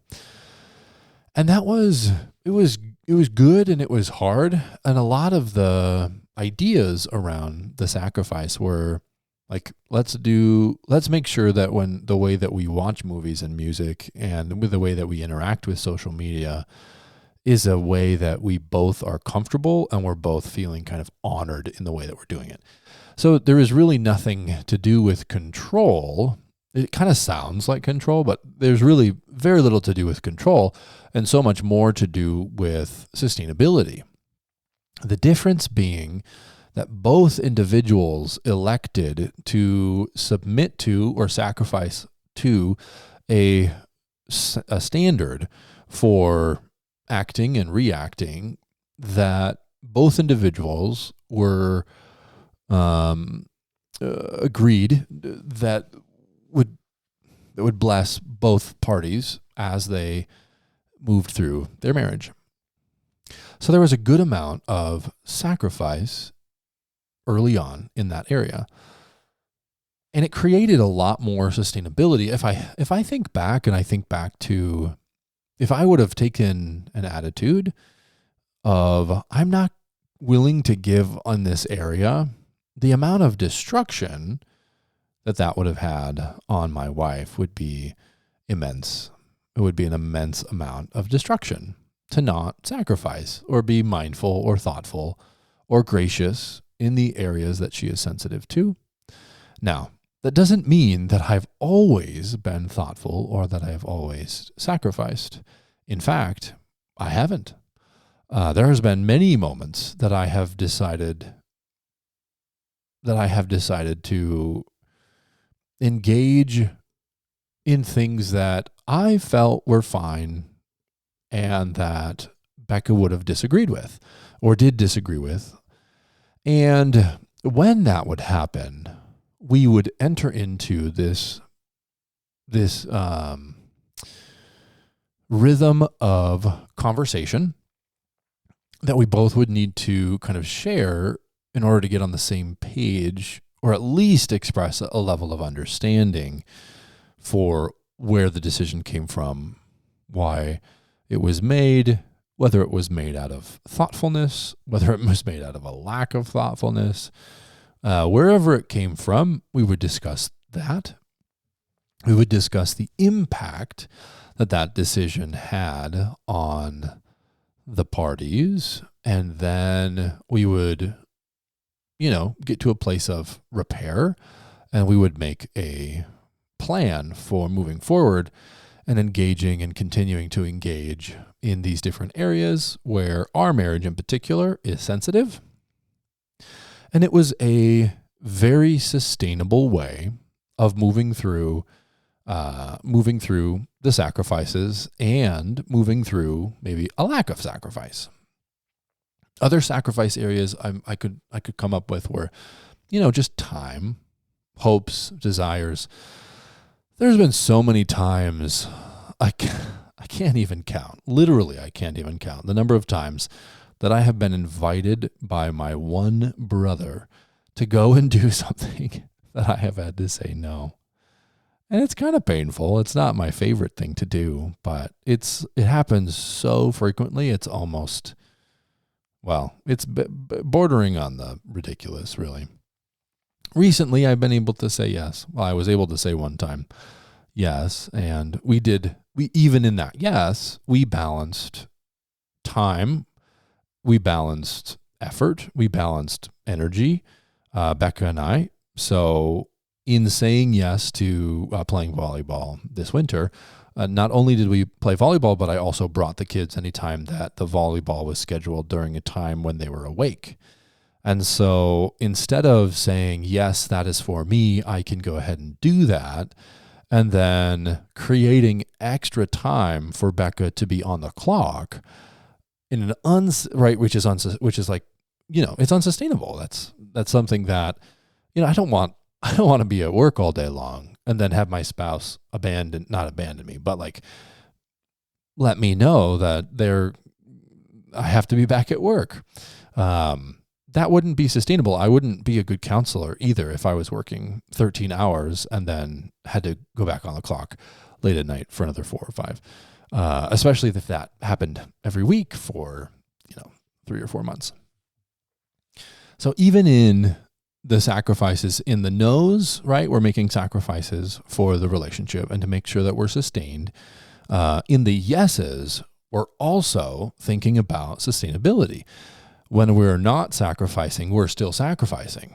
We're finding the in-between. We're creating those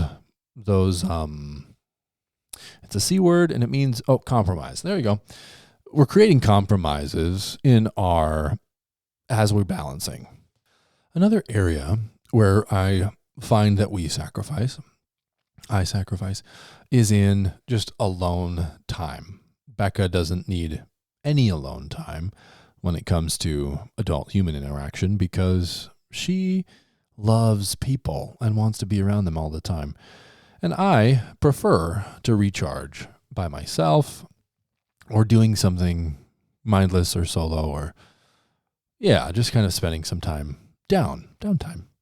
She likes that too, but there is a sacrifice in alone time because whenever the two needs in the marriage are opposites, there is room for sacrifice. So I need some time alone. Becca needs some time together. I need to go on a run. Becca needs to sit still. I want to play a game and interact, and Becca wants to chill and watch Netflix. Now, those things can all kind of be altered or, changed. Each kind of element could be represented by the other person. I could want the thing that I said she wanted and vice versa. And we've kind of experienced all of those different combinations over the years. But whenever the needs are kind of faced in the opposite direction, that creates an opportunity for sacrifice and sustainability or woundedness and growing apart. When we choose not to sacrifice and create sustainability, we oftentimes create really difficult things to repair. And repair is one of the things that we're going to talk about later, or maybe just right now, that is incredibly necessary if you want to sustain the marital relationship across all of time. It's one of the dynamics in conflict that reduces the likelihood that bitterness or resentment, which are two of the main marriage killers out there, will not crop up and not root into the system and create cracks in the foundation and kind of destroy the marriage slowly but surely over time. Repair protects you from that, protects you from bitterness, and it protects you from resentment. Repair is kind of what I was talking about earlier, where we both come to the table, we both share our thoughts and feelings about any given topic. We both seek to hear and understand where the other person is coming from. Amends are made when applicable, usually mostly applicable, where apologies are made and ownership is taken, right, over those choices that were made. And then the relationship is able to move on. There's forgiveness available, and, you're able to kind of move from where you are into the next section of time. Sacrifices are a great opportunity for creating that compromises. Well, not sacrifices, but when the two people's needs are not aligned, and especially when two people's desires or needs are opposite in their direction. That is tough. When we think about sustainability in our marriages, we want to think about sacrifice. Another element of the phase of sustainability that runs the entire gambit of the lifespan of the marriage, you are always in a phase where sustainability matters in your marriage. It is an underlying kind of foundational phase every day, every week, every month, every year, each pair of years, each decade, and beyond.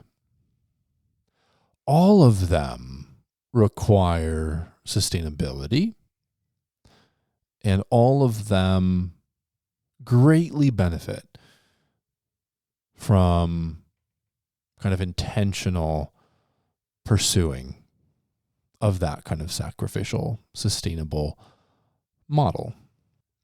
Some of the things that we've gone over in the past, positive investments that make the sustainability run throughout the season is some of them are cultural, right? So some cultural notes in the season of sustainability, or the phase of sustainability. First would be the appreciation. The more that you can call out and identify and acknowledge and verbalize anything that you could possibly appreciate about your spouse, anything that they did at the house, a meal that they cooked, a thoughtful gesture that they made, remembering your birthday. Becca recently did that for me. That was pretty cool. Any of the things that you can do to call out and appreciate whatever your partner is up to, those are good things that should be represented in the culture regularly calling that out. We are the kind of people that whenever we see something positive, we call it out. Number two in this area of kind of positive investments would be the affection. 8 non-sexual affectionate touches throughout the day, every day. Again, this is a sustainability thing. It's a phase of sustainability. So in the honeymoon phase, that's pretty easy. In the disillusionment phase, it's a little more difficult. In the teamwork phase, it's also quite difficult. In the disruption phase, it becomes very difficult. And so underlying all of that is this phase of sustainability. That's why it's so important. And that's kind of why we started where we started with the podcast. That and Becca quit doing the year by year thing. So we probably would have done that if she wanted to do more. I did have her scheduled for tonight, honestly. Real talk. I did have her scheduled for tonight, but she's having a baby soon. My baby, in fact, very soon. And so she gets a pass. She has made many, many, many, many sacrifices in the areas of carrying our children. And it's a beautiful thing. And it's a wonderful thing. And we're so excited to meet kind of our new addition. So she's made incredible sacrifices in all those areas. And I'm so grateful for that.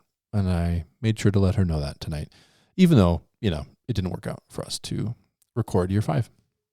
We will eventually. I'm pretty sure.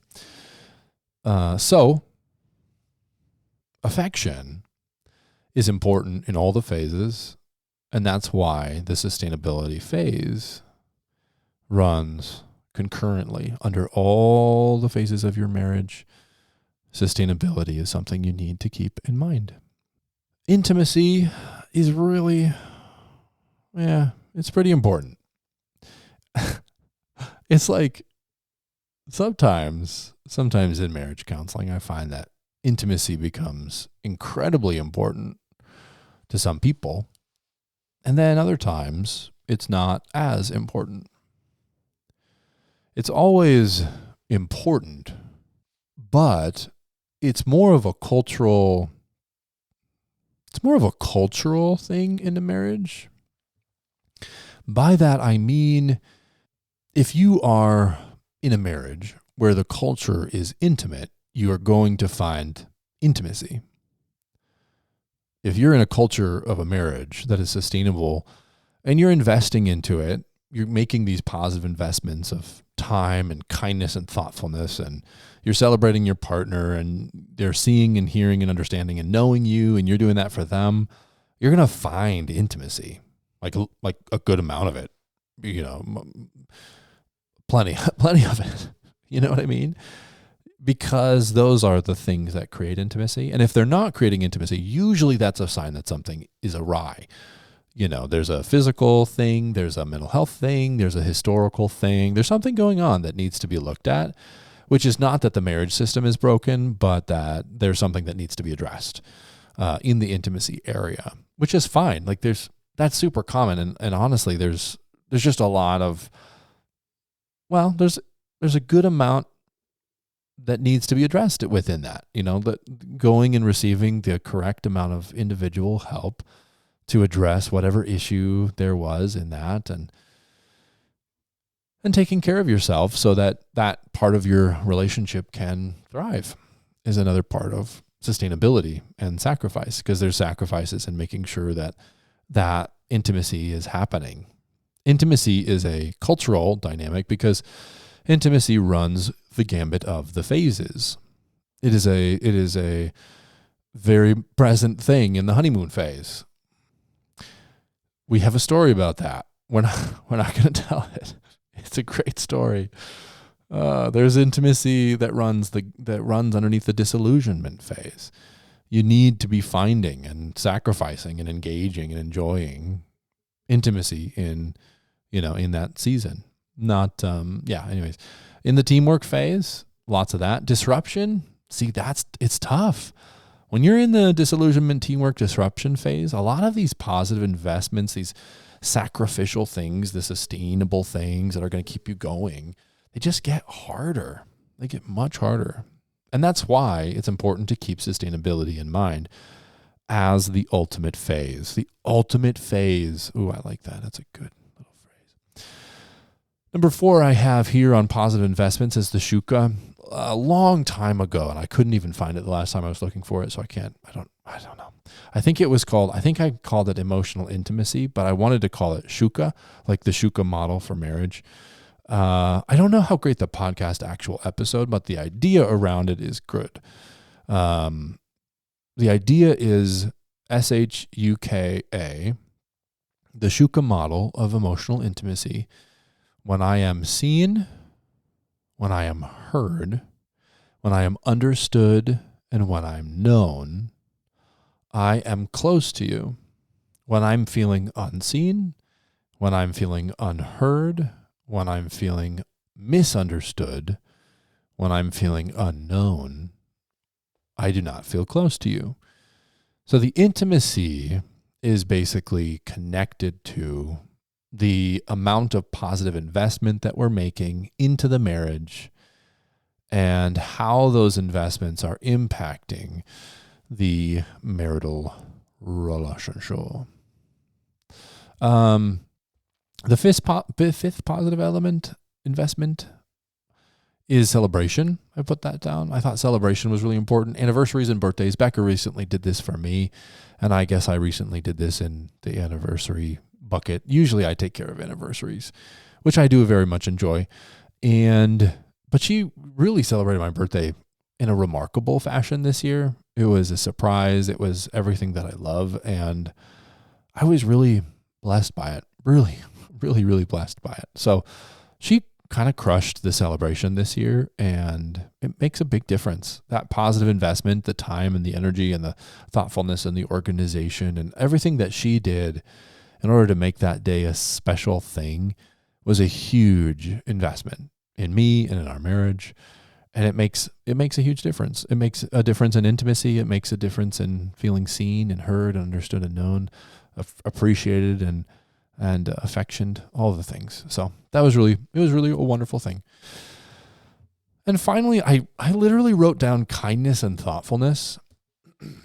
One theme that I find that comes out in marriage counseling a lot is the idea of a lack of thoughtfulness, a lack of insight or thoughtfulness. Now, sometimes that is normal because there is maybe some like conflict that's not happening that needs to be happening, or there's not repair that needs to be happening that isn't happening that needs to be happening, or there's something else going on in the culture, or the phase is really hard, like they're in a deep disruption phase with a mixture of disillusionment, and it just makes things hard.